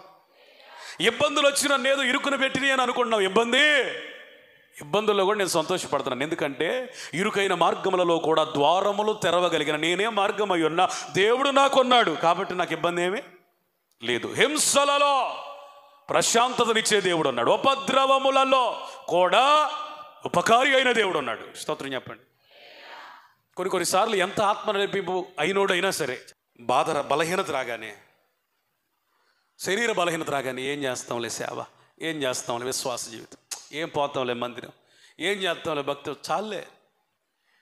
చాలా జాగ్రత్త. నీకు బలహీనతలు వస్తున్నప్పుడు ఆత్మ నడిపింపు ఇంకా 2 అంతలుగా అవసరం. నువ్వు ఎప్పుడు బలహీనుడు గుర్తుపెట్టుకో. అప్పుడు రెండంతల ఆత్మశక్తితో నిన్ను నింపి మునుపు చెయ్యని భక్తి నీ ద్వారా చేయిస్తాడు. హల్లెలూయా. అక్కడ నువ్వు కూలిపోయావా, కుదేలైపోయావా, అంతే నీ సంగతి. నువ్వు ఎప్పుడు బలహీనుడవో చెప్పండి, గుర్తుపెట్టుకో, అప్పుడే బలవంతుడివే. స్తోత్రం చెప్పండి. హల్లెలూయా. నువ్వు బలహీనుడవని అనుకోవద్దు. ఇబ్బంది వచ్చిందా భయపడద్దు, నింద వచ్చిందా. ఏమండి, భయంకరమైన చెరసాల్లో వేసిన పెద్ద బాధ అని అనిపించదు, కానీ నింద చాలా భయంకరమైందండి. నింద చెయ్యని దానికి కూడా నిందబడిందంటే అది తట్టుకోలేము మనం. రోగం వచ్చినా సంతోషించవచ్చు, అప్పులు పాలైనా సంతోషించవచ్చు, చెరలో వేసినా కూడా సంతోషించవచ్చు, కానీ చెయ్యని పనికి కూడా నిందబడితే ఆ నింద మూల్యం అసలు అది మనం భరించలేము, ఆ బరువు. కానీ ఆత్మ నడిపింపు ఎంత గొప్పదో తెలుసా. నిందలలో కూడా నిశ్చలంగా ప్రభు కొరకు నిరీక్షణతో భక్తి చేసే కృపనిచ్చిద్దండి, ఇస్తాడండి పరిశుద్ధాత్ముడు. స్తోత్రం చెప్పండి, స్తోత్రం చెప్పండి. నీకు నిందలు వచ్చినా దేవుడు నీకు తోడున్నాడు, బాధపడద్దు. ఇబ్బందులు వచ్చినా దేవుడు నిన్నేం ఇరుకుని పెట్టడం, ఆయన మార్గాన్ని తెరుస్తాడు. నీకు రోగం వచ్చినా నువ్వు బాధపడద్దు, దేవుడు నీకు ఆరోగ్యం ఇవ్వబోతున్నాడు. హల్లెలూయా. బాధలకు అప్పగించాడని నువ్వు భయపడద్దు, ఆ బాధలలో కూడా దేవుడు తోడుగా ఉన్నాడు. ఎవరు నిరోధించలేని, నివారించలేని ఉపద్రవముల చేతికి నువ్వు చిక్కిన అక్కడ కూడా ఆయన ఉన్నాడు. నమ్మినోడు స్తోత్రం చెప్పండి. అగ్ని 7 అంతలయ్యింది, అదే తెలుసు వాళ్ళకి. ఆ 7 అంతల అగ్నిలో కూడా 7 ఆత్మలు కలిగిన దేవుడు దిగొచ్చాడు. స్తోత్రం చెప్పండి, స్తోత్రం చెప్పండి. అగ్ని ఎంత పెద్దదైనా ఆ అగ్నిని కూడా మృంగి వేయగలిగిన దహించు అగ్ని మనం ఆరాధిస్తున్న పరిశుద్ధాత్మ దేవుడు. హల్లెలూయా, హల్లెలూయా, హల్లెలూయా. తమ దేవుని ఎరిగిన వారు బలంగా ఉంటారండి. Praise the Lord. Know your God in your troubles, temptations, problems. నీ సమస్యల్లో, నిందలలో, నిట్టూర్పులలో, శోధనలలో నీ దేవుడు ఎవరో ఎరుగో. నువ్వు భయపడవు.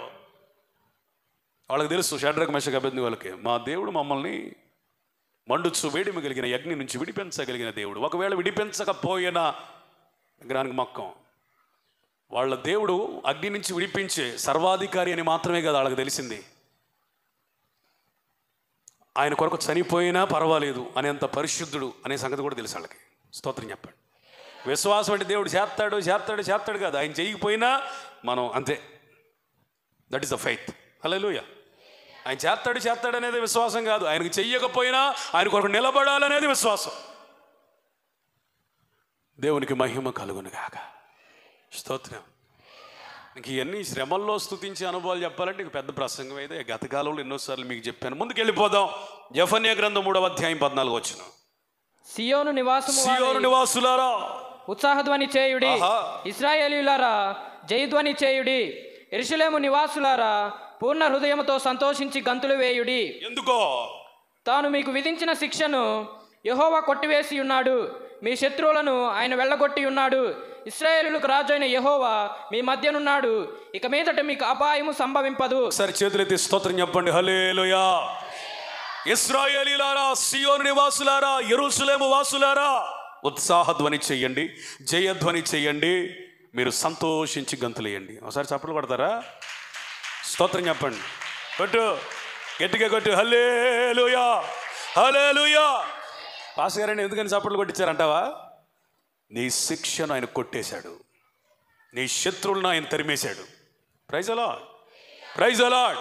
దీనికి నేను పెట్టిన పేరు ఏంటంటే జయ జీవితమును బట్టి ఆనందించు. ఏ జీవితం? ఆయన జయించాడు కాబట్టి మనల్ని కూడా జయ జీవిత మార్గాల్లో నడిపిస్తాడు. ఇశ్రాయేలు ఎన్నో చెరలు అనుభవించారు. అలాంటి పరిస్థితుల నుంచి వాళ్ళ శత్రువుల్ని, వాళ్ళ చెర అనుభవాల్ని కొట్టివేసిన దేవుడు అంటున్నాడు, ఇక మీరేం బాధపడాల్సిన అవసరం లేదు, ఇక మీరు గంతులేయండి. హల్లెలూయా, స్తోత్రం. ఎందుకంటే నీ శత్రువుని ఆయన నాశనం చేశాడు. ఎంతమంది నమ్ముతున్నారు? ఆమేన్. నీ కీడును ఆయన కొట్టేశాడు. ఎవడండి మనకు శత్రువు? మన శరీరమే మనకు శత్రువు. ఒకప్పుడు ఈ శరీర కార్యాలకు సంపూర్ణంగా లోబడినటువంటి వ్యక్తులమైన మనం దేవుని ఆత్మను పొందిన పిమ్మట శరీర కార్యాలకు దూరమై ఆత్మ సంబంధమైన కార్యాల్లో పాలిభాగస్తులమై సాగిపోతున్నాం. గల కారణం ఏంటో తెలుసా? మనల్ని నడిపించుచున్నది శరీరము కాదు, పరిశుద్ధాత్మ దేవుడు. ఇప్పుడు మన శత్రువు అయిన శరీరం మనలో ఏమైంది? కొట్టివేయబడినది.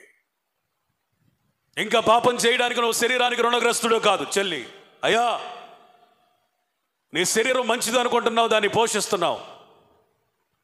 ఇది నీకు శత్రువు అని నీకు తెలుసా? ఎంతమందికి బోధించిన తర్వాత నేనే భ్రష్టుని అయిపోతానేమోనని తన శత్రువైన శరీరాన్ని నలగగొట్టాడు దేవుని ఆత్మచేత అపోస్తలుడైన పౌలు. ఇప్పుడు నీ శరీరము నీ శత్రువు కాబట్టి దాన్ని ఆత్మదేవుడు కొట్టివేసే సామర్థ్యం కలిగిన వాడు కాబట్టి ఇక నీ శరీరం మీద, లోకం మీద, లేకపోతే శరీర క్రియలకి ఎక్కడ నీ ఆత్మ మీద అధికారం లేదని నమ్మి ఈ క్షణంలో నువ్వు స్తుతించాలి. హల్లెలూయా. నువ్వు బలహీనపడద్దు. నేను శరీర సంబంధిని, శరీర ఆశల్లో పడిపోతున్నాను, పాపాన్ని జయించలేకపోతున్నాను, జై జీవితం అవ్వట్లేదు, భక్తి సాగట్లేదు, అయ్యో అని అనుకున్నావు కదా. ఈరోజు పరిశుద్ధాత్ముడు నేను ధైర్యపరిచే మాట చెబుతున్నాడు, విను. నీ శరీరం యొక్క అధికారమును ఇది మొదలుకొని ఆయన కొట్టివేశాడు. Praise the lord. ఇక నువ్వు శరీర కార్యాలు చేయలేవు. హల్లెలూయా. ఆత్మ కార్యములు మాత్రమే చేయగలవు. ఎవరండి నీ శత్రువు? నీ విరోధి అయిన అపవాది గర్జించు సింహం వల్ల ఎవరిని మృంగుదామా అని చూస్తున్నాడు. నీ రక్షణ జీవితాన్ని ఏదో ఒక కోణంలో, ఏదో ఒక స్థలంలో, ఎవరో ఒక మనిషి ద్వారా మృంగివేయడానికి ప్రయత్నిస్తూ ఉన్నాడు. నువ్వు ఆత్మచేత నడిపించబడితే నిజంగా నువ్వు సంతోషించగలగాలి. ఏ పరిస్థితిని బట్టి, ఏ వ్యక్తిని బట్టి, ఏ సమయాన్ని బట్టి నీ రక్షణను అపవాది మింగివేయలేడు. ఎందుకో తెలుసా? నీ ఆత్మదేవుడు నీకు మెళ్ళకోగలిగిన ఆత్మను కూడా ఇస్తాడు, నిబ్బరం కలిగిన హృదయాన్ని కూడా ఇస్తాడు. నీ శత్రువైన అపవాదిని కూడా నీ జీవితంలో ఆయన కొట్టేశాడు. స్తోత్రం చెప్పు. ఆమేన్. సిలువలో మన శత్రువైన అపవాది తలని యేసు ప్రభు ఏం చేశాడు? చితక్క కొట్టాడు. ఇప్పుడు సంఘంలో ఆడుతుంది పాము కాదు, తోక. ఏది చెప్పండి? ఏంటి తోక? ఈ తోక కూడా ఎందుకు ఊగుతుందంటే, పిచ్చోళ్ళారా, నేను ఇటు తలగా చితకబాదే కదా, కనీసం మీరు తోకనన్నా కంట్రోల్ చేయండి అన్నాడు ఆయన. స్తోత్రం చెప్పండి. నువ్వు ఆ తోకను చూసే పాము అనుకునే రకంలాగా తయారయ్యావు. కానీ దేవుని వాక్యం సెలవిస్తుంది, నీ శత్రువైన అపవాది కొట్టివేయబడ్డాడు ఆయన. స్తోత్రం. యేసు ప్రభు ఎప్పుడైతే సిలువ వేయబడి పునరుద్ధానుడయ్యాడో ఆయన బాహాటముగా అధికారులను, ప్రధానులను, ఈ సైతాన్ గాడిని అందరినీ కూడా బాహాటంగా ఓడించి విజయోత్సవాలతో ఊరేగాడు ఆయన. స్తోత్రం చెప్పండి. సిలువ వేయబడినప్పుడే అపవాది యొక్క అధికారాన్ని సంపూర్ణంగా సంఘం మీద కొట్టేశాడు. ఊరినే అటు భయపెడతా ఉంటాడు, నువ్వు భయపడకూడదు. ఇప్పుడు నువ్వేమనుకోవాలి తెలుసా? నా శత్రువైన అపవాది నన్ను మింగాలని అనుకుంటున్నాడు, కానీ నన్ను ఆవరించిన ఆత్మదేవుడు వాడిని కొట్టేశాడు. నీ శత్రువు వాడు. నీ శత్రువు ఎవడో అంటే ఐగుప్తీయుడు. వాడు ఆరాధనకు అభ్యంతరకారి. ఏందమ్మా మందిరానికి రాలని? మా ఆయన రానిట్లేదండి. యేసు నామములో మీ ఆయనలో ఉన్న ఐగుప్తు ఆత్మ కొట్టివేయబడును గాక. ఆమేన్. కొంతమంది ఉంటారు, ఇద్దరం కలిసి వెళ్దాంలే అంటాడు. ఈయన తయారవ్వడం, రెడీ అవ్వడం, ఏమని రానిడు. ఏ స్పిరిట్ ఇది? ఐగుప్తు స్పిరిట్. ఇద్దరం వెళ్దాంలే. పెళ్ళిలో ఏం చెప్పాము చెప్పండి? నేను విడవను, ఎడబాయిన, కష్టమైన, కన్నీరైన అన్నావా? మరి చర్చికి కూడా అట్టాగే బావాలిగా. ఆగు అంటాడు. దొడ్లోకి వెళ్ళి గంట వెళ్ళిన రాడు. టైం అయిపోయిందంటే వచ్చేవారు వెళ్దాంలే పెట్టాను అంటాడు. ఏ స్పిరిట్ ఇది చెప్పరేంటండి? ఐగుప్తు స్పిరిట్. యేసు నామములో ఇది మొదలుకొని స్త్రీలారా మీ కుటుంబాల్లో ఉన్న ఈజిప్ట్ స్పిరిట్ కొట్టివేయబడును గాక. వాడు పెద్ద శత్రువు. ఫ్రెండ్స్లో కూడా ఉంటుంది ఐగుప్తు. వాడు అంటాడు, అరే వచ్చే వారం వెళ్దాం లేరా, సినిమాకి కలిసి వెళ్ళాం, పక్క పక్కన కూర్చుందాం, చర్చిలో కూడా ఎట్టు కూర్చుందాం, పక్క పక్కనే కూర్చుందాంరా, నేను లేకుండా వెంటరా పోయేది చర్చికి, ఆగురా, నీ పూట, నీ ఒక్క పూట అంటాడు. ఆడు రాడు, నేను రానీడు. అందుకని ఆ స్పిరిట్ నీలో కొట్టేసుకో. నువ్వు వత్తేరా, పోతే పో, నేను వెళ్ళిపోతున్నాను. స్తోత్రం చెప్పండి. Praise the lord. Hallelujah, hallelujah. ఏంటంటే ఈ ఐగుప్తు స్పిరిట్ అంటే ఆరాధనకు అభ్యంతరం. వచ్చేవారం వెళ్దాంలే, అగా ఇంకొంచెం ఏదైనా ఆమె కొంచెం లేదా ఆయన కొంచెం బలమైన విశ్వాసం అనుకో, నువ్వు పోతే పో, నిన్న ఇసుక ఇబ్బంది పెట్టవా, పో నువ్వు, భక్తి పరురాలు బయలుదేరింది, పో నువ్వు, నీ పెట్టుకుంటాను అన్న పో అంటాడు. ఏ స్పిరిట్ ఇది? ఐగుప్తు స్పిరిట్. ఆరాధనకి ఎప్పుడు అభ్యంతరం. ఇంకో స్పిరిట్ ఉందండి. ఒకసారి న్యాయాధిపతుల గ్రంథం ఉంది అండి, 6వ అధ్యాయం.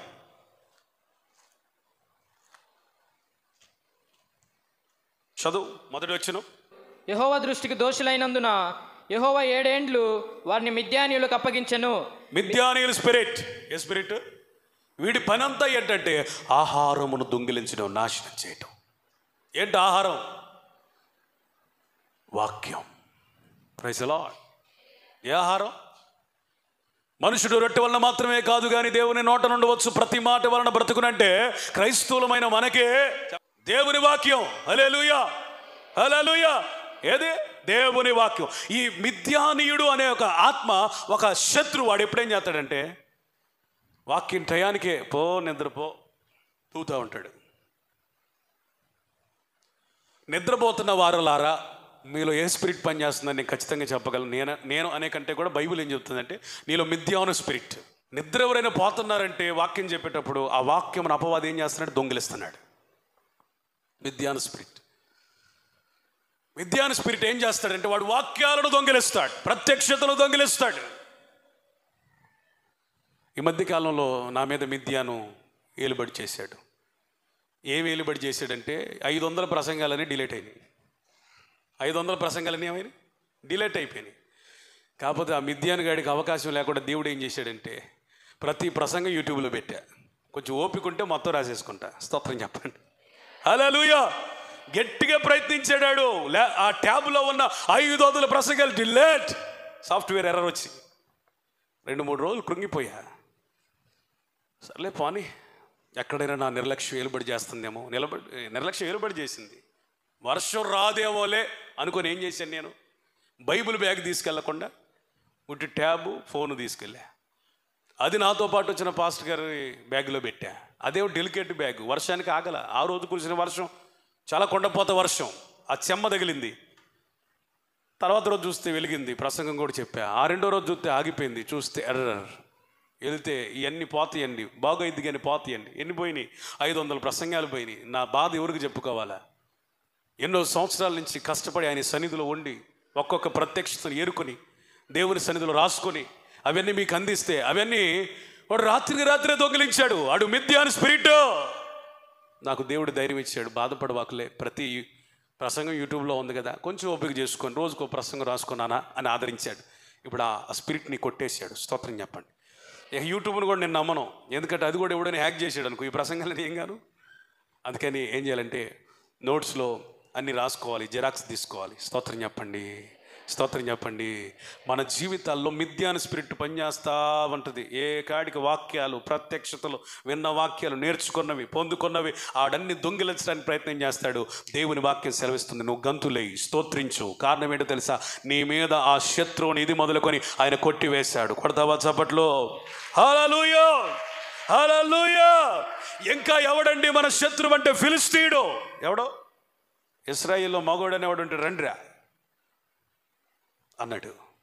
వచ్చాడు. ఒక మగసిరి కలిగిన వాడిని, అనగా ఆత్మ నింపుదల కలిగిన దావీదును పంపించాడు. ఆడి స్వరం మోగబోయింది. తలకాయ తీసుకెళ్ళి ఆ పట్టణంలో వెళతా ఉన్నప్పుడు అందరూ ప్రభుని స్తుతించారు. సౌలు 1000, దావీదు 10,000. సౌలు 1000, దావీదు 10,000.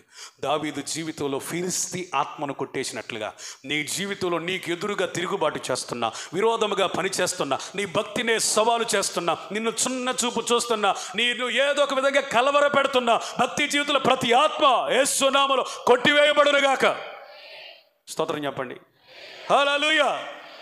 ఇంకేంటో చెప్పనా? మన శత్రువు హామాను.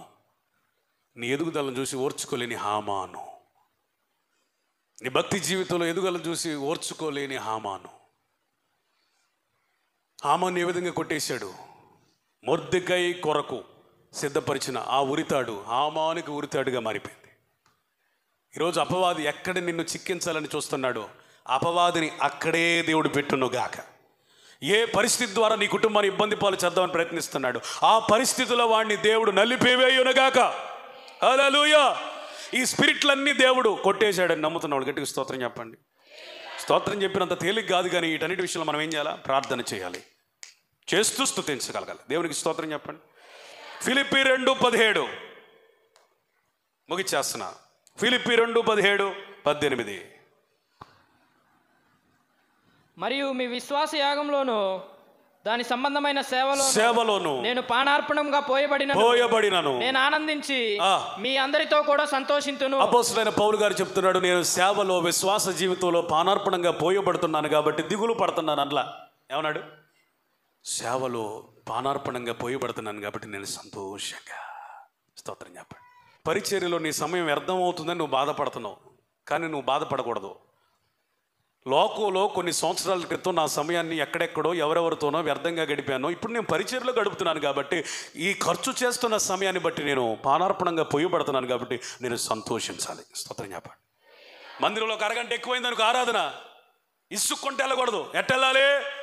ఈరోజు అరగంట ఎక్కువ మాట్లాడాడు దేవుడు అనాలి. స్తోత్రం చెప్పండి. నాకు సమయం ఎక్కువైంది అనుకోండి చర్చిలో, అరే మనం పార్కులో గడిపామా, సీరియల్లో గడిపామా, సినిమాలు చూసామా, వ్యర్థమైన ముచ్చట్లు గడిపామా, పావు గంట లేదా 20 నిమిషాలు దేవుని వాక్యమే కదా విందే అని సంతోషించాలి. స్తోత్రం చెప్పండి. Praise the Lord. ఏదైనా పరిచర్య వచ్చింది, ఒక కానుక ఇచ్చావు, ఇచ్చిన తర్వాత ఎందుకు ఇచ్చాను రా బాబు అనుకోకూడదు. నేను పరిచర్యలో ఖర్చు అయ్యాను కాబట్టి నేను సంతోషించాలి పానార్పణంగా. ఆమేన్.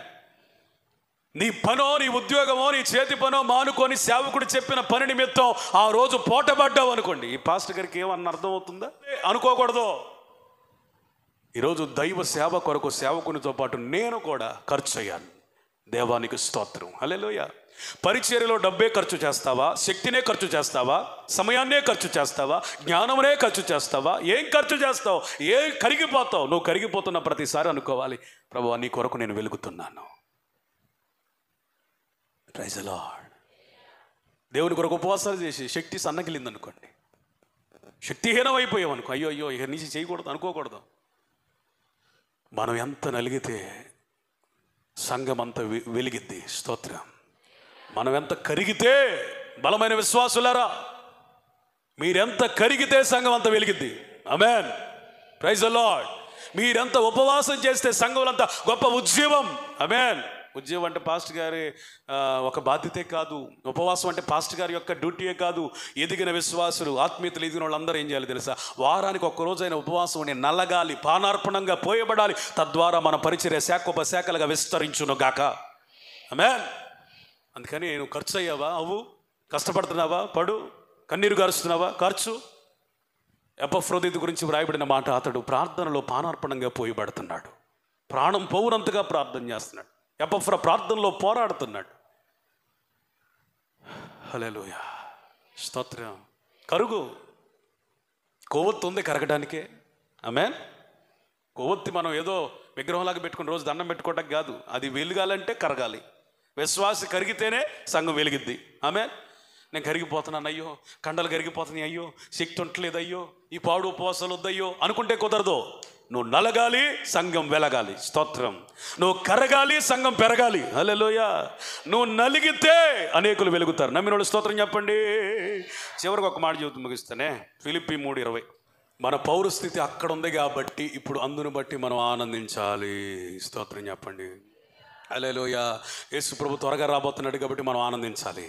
అప్పుడే వస్తాడా? పాస్టర్ గారు ఇల్లు కట్టుకోలేదండి, అప్పుడే వస్తాడా? పిల్లోడికి పెళ్లి చేయలేదండి, అప్పుడే వస్తాడా? ఈ మధ్య నేను ఫలానా దాంట్లో జాయిన్ అయ్యానండి, అప్పుడే వస్తాడంట పాస్టర్ గారు. ఇప్పుడే పని మొదలు పెట్టాను, ఇంకొక 2 నెలలు ఆగిన తర్వాత కనీసం కొత్త ఇంట్లోకి వెళ్ళి ఉండొద్దు, కనీసం ముద్దు ముచ్చట చూడొద్దు పిల్లల్ని, అప్పుడే వస్తాడంటావా? అసలు ఆయన వస్తే ఈ పెళ్ళిళ్ళతో వీటితో ఇక సంబంధం ఏముంది చెప్పండి? స్తోత్ర. ఆయన వస్తాడని మనం స్తుతించాలి. హల్లెలూయా.